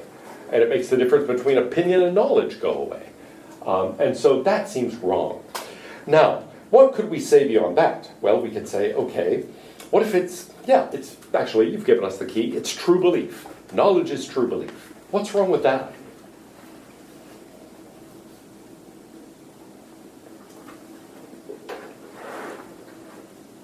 Suppose you have an opinion. You're right. Can we say you know it? Well, at the very least, it needs to be justified. Good, it needs to be justified, right? Suppose you have an utterly unjustified belief. You're just guessing, and so you believe it, and it turns out you're guessing correctly. But on the other hand, you don't have any justification. I say to one of you, who's going to win the Super Bowl next year? And you say... Patriots, okay, yeah. Do you have a justification? Now, yeah, probably you do in this case. However, suppose you don't know much about football. You just say, I don't know, what teams have I even heard of? Jaguars. The Jaguars, yeah, right. I mean, I would be in this position with certain sports where it's like, yeah, I don't know, can I even think of the name of a team in that sport? I have a couple of friends who follow British soccer very closely, and I know the name of Manchester United. But that's like it. That's all I know. And so if somebody says, who's going to win? I would say, Manchester United. Do I have a justification? It's the only team I've heard of. It's the only thing I can tell you. Now that's, of course, just saying something. That's different from a belief. But suppose I actually do form the belief in that way. Or actually, Plato's case involves something that's actually having a reason, but having the totally wrong sort of reason. So his example is this. A judge forms the belief that the defendant in a criminal case is guilty on the basis of some kind of bias. Okay, the judge notices something about the defendant he doesn't like, whatever that is, and thinks, that kind of guy, I don't like people like that, he's guilty. And it turns out the judge is right that the guy is guilty, but it's purely on the basis of this bias. It's not on the basis of the evidence. Would we say the judge knows the defendant is guilty? No. So, we need a justification. You've got to have a reason for your belief, even if it is true, and that reason has to be a good reason. It has to be legitimate in some way. Now, at the end of the Theaetetus, we don't just get left with this justification, or this definition of knowledge as justified true belief. Instead, Plato lays out a sort of puzzle for this view. And it goes like this. Well, we can have this belief that turns out to be knowledge because it's justified in terms of these other beliefs. And that might be justified in terms of these other beliefs. But presumably this chain of justification or reasons doesn't go on forever. At some point, it has to stop. And in the end, what do we have then? It looks like this all has to rest on some foundation of basic beliefs. And we've drawn this sort of layer cake view a number of times. At the bottom of that, it looks like, well, we've got some things that are knowledge, right? On the other hand, because things known must rest on other things that are known, but at the bottom level, there can't be any justification. And so Plato leaves us with this puzzle. How could knowledge be justified true belief if, in the end, all of knowledge is going to rest on some foundation of things that are known and yet not justified? And there are various options for getting around this. One, foundationalism, that we've talked about, says, well, they justify themselves. One, coherentism, says the whole picture is wrong. It's just a question of some things justifying other things, and there is no basic level. And then you could also think this leads us down to a level of things that are no longer beliefs. They're sensations, or something of a different kind. And so they do serve as justifiers, but they don't stand in need of any justification. Now, the reason I go through that, and we've talked about the general picture a number of times here, especially in connection with logical empiricism, but the reason I mention it now is that something like this is going on with respect to rules and with respect to interpretation. Yeah? Could you mention those three solutions again? Yeah, sure. Let's see. Okay, we have this picture of knowledge as consisting of the layer cakes, where there's a justification in terms of things at more basic levels. But at some point, we reach this basic level. We've referred to it in the past as the given. But then the problem seems to be that if knowledge is justified true belief, the worry is this is known, but on the other hand, it seems to be not justified. It's the most basic level. And so what do we say about that? That looks like that refutes the claim that knowledge is justified true belief, that knowledge requires justification. And so our three options are, first of all, foundationalism. And that's the view that basically the given justifies itself. So that's option one. Option two is known as coherentism. And that says the whole picture is wrong, that we have something much more like a web of belief, where things are justifying other things within this web, but there is no level of ultimate justifiers. And then three is often called direct realism. And it's the view that, well, what we get, so yeah, this is option two. Option three is that this level of given things is not a level that consists of belief. It instead consists of sensations or something like that. And so we don't have beliefs that could be true and are not justified. We get something like sensations that couldn't be true or false. And they serve as justifiers without being justified and make the rest of it work. So any of those three might be options for us. Now, how does any of that apply to Wittgenstein? Well, the idea is really this. If I'm thinking about what to do in addition, for example, what am I really doing? I am maybe applying rules I learned in school. Maybe I'm just doing things pretty automatically. A huge amount of what we do actually depends on having certain things be automatic.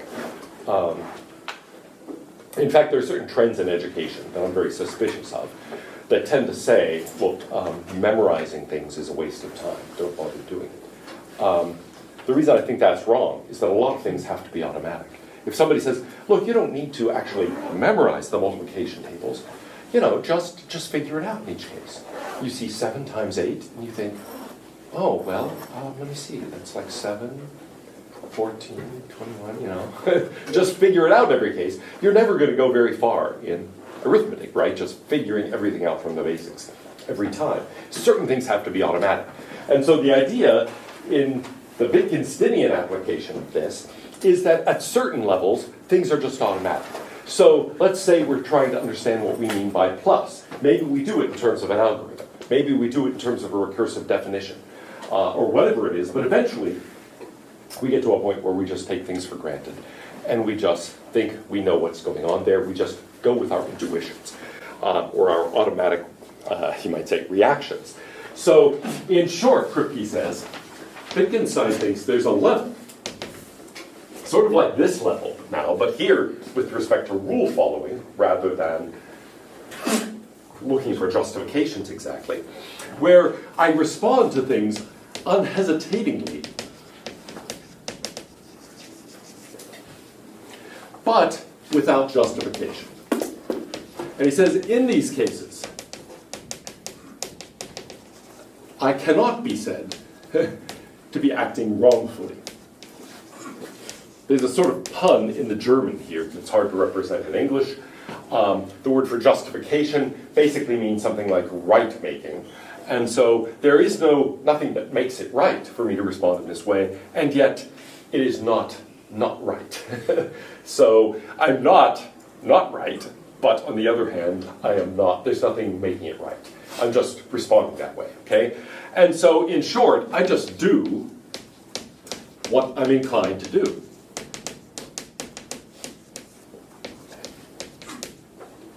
And the point is that at that level, at least if I'm thinking about my own behavior, that's all I can do. I just follow my own confident inclinations. And so we can talk about confidence as the key here. And in fact, at one point he says, look, it's a question of being confident that I know how to go on.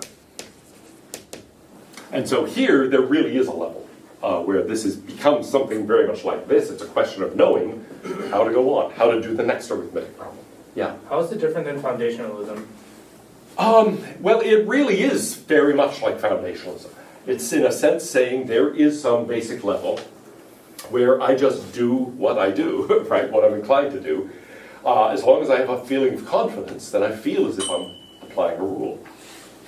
And so one of the key questions here is, under what circumstances can we attribute meaning? And so the way Kripke puts it is this. Suppose we've got Jones. And Jones, the claim is this. Joan means plus by that symbol. And we're trying to figure out the assertability conditions for that. Remember, that's not going to get truth conditions. We're going to throw away the Tractarian model of language. Instead, we ask, under what conditions is that assertable? And now it really becomes two questions. Under what conditions is it assertable for Jones? And then, under what conditions is it assertable for Smith? So, under what conditions can Jones say, I mean plus by the addition of something? The answer is this. It just goes with his confident inclinations, okay? Now, maybe this explains why some of you have fallen behind on homework. You don't have confident inclinations. I say, what did Klein mean by blah, blah, blah? And you think, I don't know. And that means you lack those confident inclinations. So indeed, if Jones is a small child and you say, so little Jones there, do you think you've mastered addition? Do you think you can do the next problem? And poor little Jones goes, I don't know, I don't really get it.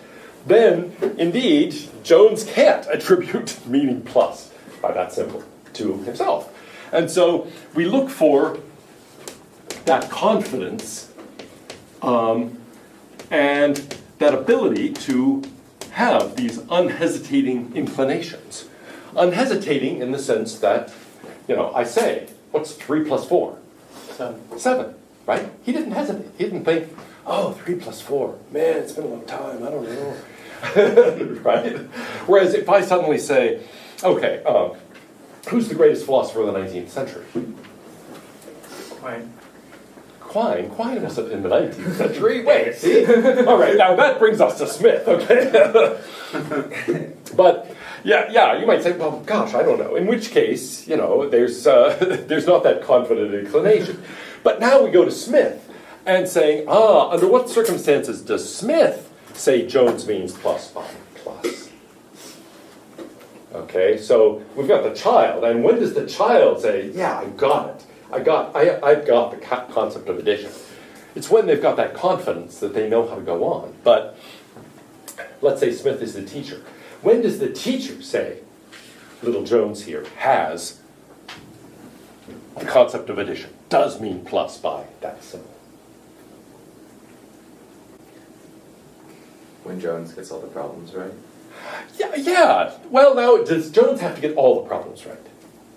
Just enough to show that they know. Yeah, enough of the problems right, okay? So it's not as if the teacher stands there and says, only one of you got 100 on our arithmetic test. That person means plus by that symbol. However, the rest of you, all right, the rest of you may be insane, and for all I know, you're going to answer 5. No, you've got to get enough. So there has to be enough agreement. Agreement with whom? Well, with Smith, right? Smith has to say, yeah, that's the answer I would get, enough of the time. And now what about the cases where there's something that goes wrong? There could be errors. We don't require that Jones get 100 on the test. But when there is a mistake, what kind of mistake does it have to be? There's a kind of mistake that would let somebody say, you're trying to do addition. You're just doing it wrong. And there's a kind of mistake that would say, wait, I take this as evidence that you don't even mean addition by this. You're doing something else. So what kind of mistake would give you that latter? It could be systematic, like if you repetitively keep making the same mistake that leads you to the wrong answer. That would show that you're consistently using like a different whatever for plus. So one thing is, yeah, we could find consistent errors so that every time you have to carry the 1 or whatever in doing an addition problem, you screw that up somehow. And we might say, yeah, you don't have the concept because you don't have to write algorithm. You carry the 1 and then you do something wacky with it. Maybe you just insert it. So you're thinking, what is 15 plus 27? And you say, okay, that's 12, carry the 1, put it over here, that's 3, so the answer is 132. We'd say, yeah, you don't have the concept, right? That's the wrong algorithm. So you're right. One thing is there could be a kind of systematic using the wrong algorithm. Is there anything else that would make us say, you don't have the right concept? The number got smaller instead of larger. Okay, yeah, 15 plus 27, and you say, oh, the answer's 2. And maybe you're like Kripke's skeptic, where you say, I'm sorry, anytime it goes over 10, the answer's just 2. And, the teacher says, no, we can add numbers so we can get 11, 12. No, just 2. I refuse to go over 10. I mean, God gave me 10 fingers for a reason. That's all I'm supposed to do. Anything beyond that, just 2. Why 2? Because I have 2 hands. Okay, that would be a view, right? But that's not addition. I don't know what that is. And so we end up saying, yeah, the errors have to be the kind of errors that we could call mistakes in calculation, not doing a different kind of calculation, not bizarre errors. So I'll just put it this way. They have to not be bizarre. And that's the way Kripke puts it, but I think you're also right to say they can't be systematic in a way that indicates you're just using the totally wrong algorithm. That sometimes you forget to carry the 1 or whatever, that we can tolerate. But you consistently do a radically wrong thing. So that would be unacceptable. So they're not bizarre and they're not systematic in that sort of wrong algorithm way, where it's not that you're trying, but sometimes failing to implement the right algorithm. You're just using the wrong algorithm altogether. Okay, so there's got to be enough agreement, and the errors have to be ones you can explain in terms of somebody trying to actually implement that meaning, but failing to do it. And indeed, people do fail in this way all the time. A good example is actually in Bogosian's paper, where he talks about the concept of horse. And it may be that you misidentify certain animals as horses when they're not really horses. Maybe in the dark you see a cow and you think it's a horse. Or actually, I had an encounter like that this weekend.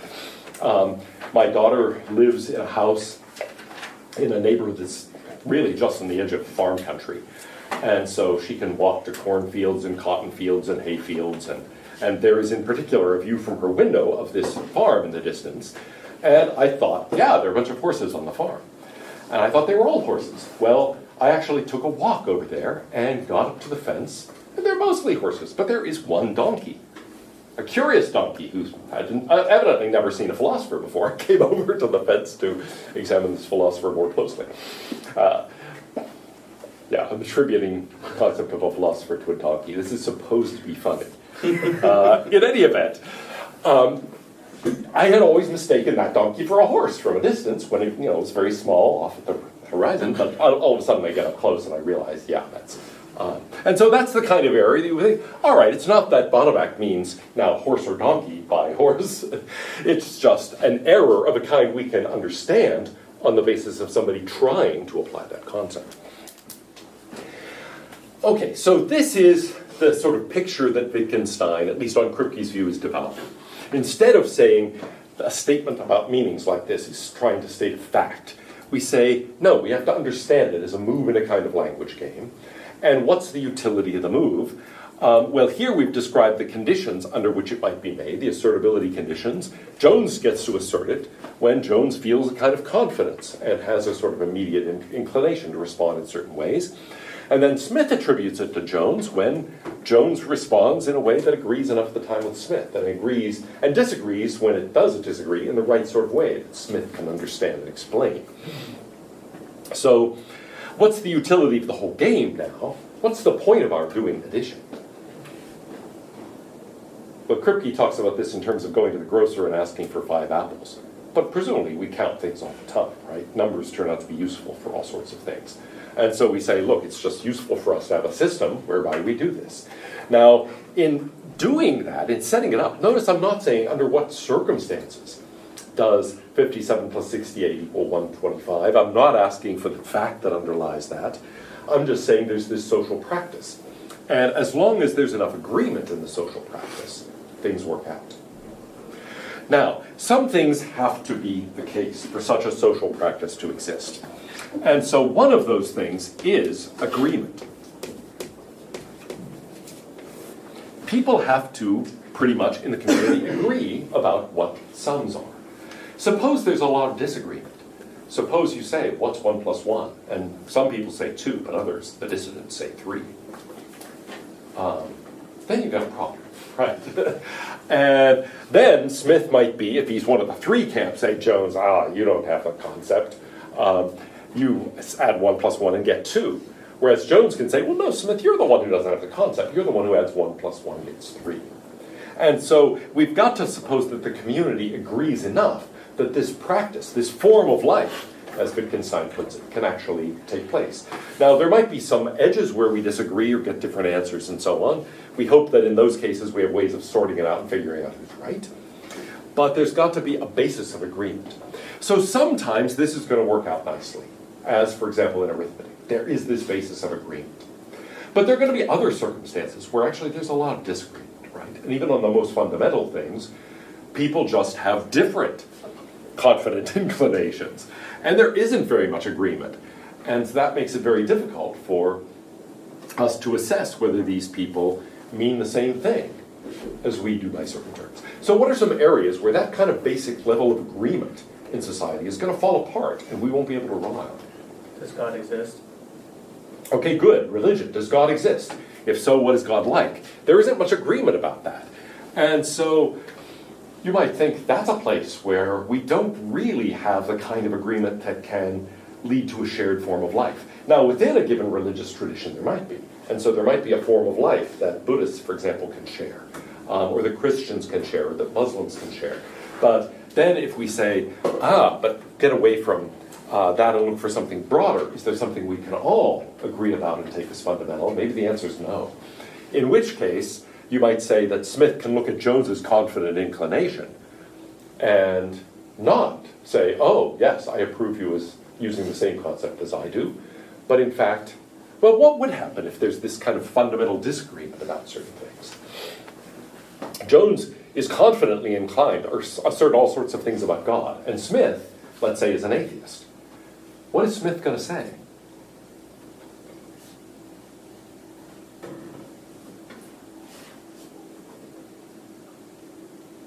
Now, really, there are two questions here. What on this picture should Smith say? And then what would Smith really say? And I don't think either one is very easy to answer here. On this picture, what should Smith say? Well, ideally, looking at Jones saying, do you mean... Well, first of all, there's going to be a problem, right? Because if Smith doesn't believe in God, then what is Smith going to attribute to Jones? Anyway, it gets weird. It's hard to tell at this level what's a difference in meaning and what's a difference about facts given shared meanings. So that's going to be a sort of open question. And also, Smith might say, I don't know what you mean. I don't know what you're talking about. Or Smith might say, I know what you mean, but I think you're wrong about the facts. But then there could be all sorts of things in between. And so, an issue like this comes up actually occasionally when people ask the question, do Muslims and Christians worship the same God, for example? Or you could ask the same thing, do Hindus and Taoists, let's say, have the same conception of this underlying unity of the world? And it's very hard to answer those questions in a certain sense. Partly, it might depend on the theory of proper names and stuff like that you have, but partly, it's going to be difficult because of this kind of question. It's going to be, in a sense, attributing meanings depends on a certain shared form of life that might not exist. And in that case, it's hard to say whether that person means something different or means the same thing you do, but just has different beliefs about that thing. The other thing that has to be the case for this to work out in the way that Wittgenstein has in mind is that there has to be a kind of checkability, an inspectability, if you will, to this. So I have to be able to see actually what you're doing. For example, how does the teacher find out whether little Jones is mastering it? Grades the paper. That's right, grades the paper, maybe gives a test. Or just asks a question in class, right?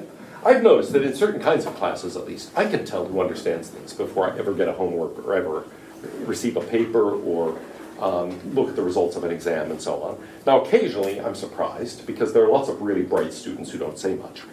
On the other hand, it's very rare that somebody actually says a lot of good things in class and then writes a terrible exam. Though it is not unknown. I can think of a case. And it produced a crisis in our graduate program, actually. We used to give these history exams that people had to pass to qualify for the PhD. And we had a terrific student, wonderful student, who did very well on everything, except he could not pass these exams. Okay, did terribly in these exams. Couldn't write a coherent essay, given a time constraint. Write a paper by the end of the term. Brilliant. Write something about the connection between Locke and Hume in the next hour. Disaster, okay? And so we had to figure out what to do with this guy. What do you do? Do you throw him out and say, listen, you can't progress to the PhD? Do you say, well, we keep our requirement in place, but we make an exception for this guy because he's really good? Or do you just get rid of the requirement? What would you do, by the way?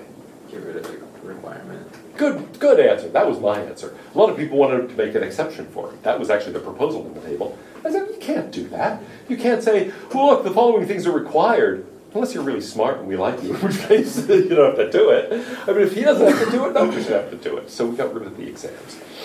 And I suppose a critic might say, yes, and that in a nutshell is the story of American education. But in any event, we think these things are checkable. Now notice in cases like that, we do allow for the possibility that that your understanding is not going to be checked in the right way. It might be, for example, that little Jones can answer any addition question you give him, as long as you don't make him write it down. But the moment he has to look at it in writing, he freaks out. Or it could be like that student in the PhD program. As long as the person is talking or has unlimited time to write the paper, no problem. but suddenly say, here's a timed essay exam, boom, can't do it. And so sometimes the checks we have, sort of like here, there can be errors. So here, there can be certain kinds of checks that a person fails. But the idea has to be, well, we can understand why the person is failing there. And so, in principle, this must be something where we can tell. Notice what's going on with Jones. Jones, in a sense, is just proceeding by confident inclination. So Jones can very easily say, I mean this by that. And in a sense, that's cheap. There's no way of really checking that unless Smith, from the outside, can say, well, do I agree with that? I've got to be able to check what this person is actually... I've got to look at some bit of behavior, you might say, a behavioral manifestation of what's going on here, and then indicate whether that is something that I would approve as actually coming up with the right answer on the arithmetic test or whatever. And so in principle, this has to be something someone else can check and say, do I agree with that or not? Otherwise, and this is the key to what is known as Wittgenstein's private language argument, otherwise, we've just got this confident inclination. And it's as if we were back in Plato and we're at the level of the definition of knowledge is just whatever appears to you. Knowledge is perception. It's like, hey, what is it to mean something? Just to feel some confidence. And that doesn't mean, and especially since this is associated by both Wittgenstein and Kripke with concept mastery, we don't say, well, confidence gives you mastery of the concept. In fact, there's something called the Dunning-Kruger effect. Have you heard of this? Basically, yeah, the less you know, the more confident you are of your knowledge, roughly speaking. So if you look at people and judge their competence on some kind of test, and then you judge their confidence, there tends to be this weird relationship. Now, if somebody really knows nothing, they are inclined to, have no competence and no confidence. But it's actually the people who have a little bit of competence who have the most confidence. And then the more you learn about the subject, the more you become aware that you don't know and don't understand. And so basically the curve of confidence to knowledge goes like that. So the expert will often say, well, I don't know, it's complicated, blah, blah, blah. Whereas the person who's a relative beginner will say, oh, I got it, I understand it all. Hence the term sophomore, a wise fool, the person who actually, thinks they understand it but don't yet. No offense to those who might be sophomores in the room. But that's where the term really comes from. Somebody who who knows enough to think they know what's going on, but they don't yet really know what's going on. So, we don't want to say that confidence is equal to competence and concept mastery. Far from it. We need an external check. Hence, the idea that there has to be something communal at the foundation of all of this. Now, this gives rise to certain problems. So, what about something that seems to be an inner episode of mine? How would you check it? Here's one classic example, pain. I say, I'm in pain. And it might be physical pain, or maybe it's emotional, right? I say, I'm really upset. How would you, as an outsider, as Smith to my Jones, assess this? After all, you can't feel my pain. The smiley face charts at the doctor's office. All right, good. That's one way of having this, right? How do you feel? Do you feel like, this? Or do you feel like this? Or do you feel like this? Or do you feel like, so there's that sort of thing. Or, often they will say, okay, give me an indicator of your level of pain, like on a scale of 0 to 10, how much pain are you feeling? And interestingly, there is a fair amount of intersubjective agreement about that, even though I would think, I hope I don't know what a 10 pain would feel like. Yeah. When varying degrees of pain tolerance kind of affect that? Well, sure, it can affect that. There was a distinct value measurement for pain, right? And someone can interpret it as a 3 out of 10, whereas someone else would interpret it as a 6 out of 10. Yes, there definitely can be. And so if we're thinking about how Smith might agree or disagree, what is Smith? Let's say Smith is the nurse who's examining the patient Jones. Oh, go ahead. I don't think that's possible. I don't think that's real. That idea that someone might experience the same one pain as 3 out of 10, another person would experience the same pain a 6 out of 10 because what does it mean to say that there is the same pain? I mean, that's just what you feel. So for instance, someone might stub their toe and have a very low pain tolerance and experience pain that's a 10 on the scale, whereas another person loses a hand and experiences very little pain because they have a very high pain tolerance. Yeah. You know, they're Spartan or something. So I don't, there could be no measure that would say, oh, you experience the same pain and you're saying it's X, and he's saying the same pain is Y, because there's no such thing as the same pain. All right, good. In a way, that's a very Wittgensteinian thought. I mean, there's no way for you as an observer to say, oh, well, wait, let me grasp your pain and compare it to that person's pain and then to a pain I've had. And, I can't get access to your inner episodes. Now, one way in which people do it is that they will do experiments where they, let's say, put somebody's hand in really ice-cold water and ask them to keep it there for a certain length of time and tell them how much pain they're feeling, and then see how people compare on this. The idea is you're facing similar physical stimuli and to judge how people are responding to that stimulus. But indeed, that seems to be leaving out something really important, right? It's like stimulus and then your output of a number. What's missing from the chart is how much pain you're actually feeling, right? So it's hard to say whether you have the same internal feeling but a different scale, or whether you've got a different internal feeling, etc. But let's ask, and so that gets hard, I think. But let's ask for something much more fundamental. Suppose Smith is the nurse and Jones is the patient coming in to complain of pain. But Smith is a little suspicious that Jones is a hypochondriac and isn't really in pain. How does Smith figure out whether Jones is really in pain or not? Is Smith showing less controllable symptoms like sweating or signs of shock or pacing or moaning? Good, exactly. You look for these behavioral manifestations, right?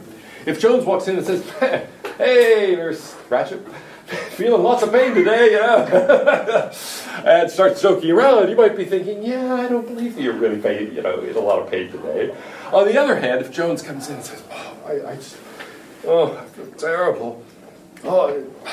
So much pain. And exhibits these behavioral manifestations, then Smith is inclined to approve. Now notice, Jones could be faking it. But on the other hand, there is something that serves as an external manifestation that allows for this kind of communal evaluation of whether Jones has actually grasped the concept of pain.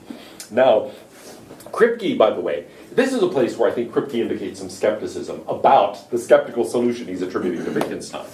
Because at one point he says, I think that if the claim is that all inner episodes have behavioral manifestations that allow for that kind of check, even that weak kind of check, that's probably empirically false. Think about what it is to have the inner episode associated with the sensation of this wall, okay, that is sort of gray, sort of green, kind of ambiguous in color. What would be the behavioral manifestation of seeing that? Lower energy. Lower energy, yeah, right. Yeah, it does strike me that institutions tend to paint things colors that might look good in your dining room, but are actually sort of... And they always have fluorescent lighting, which sucks. Yeah, that's right, exactly. No, in fact, lighting is terrible. It was so much better when I was younger. And it's not just that my eyes are getting worse, though they are. There was a dramatic change when my wife switched over to the new light bulbs and refused to allow me to use incandescent bulbs. It used to be you turn on the light, and there was light. Why can't you use those bulbs? Like, why don't people use those anymore? I don't know. I stocked up on a bunch of them and used them in secret. but now I turn on the light and it's like, oh, it's so dull I can hardly see anything. And, well, never mind. This is a fight I've had with my wife for years.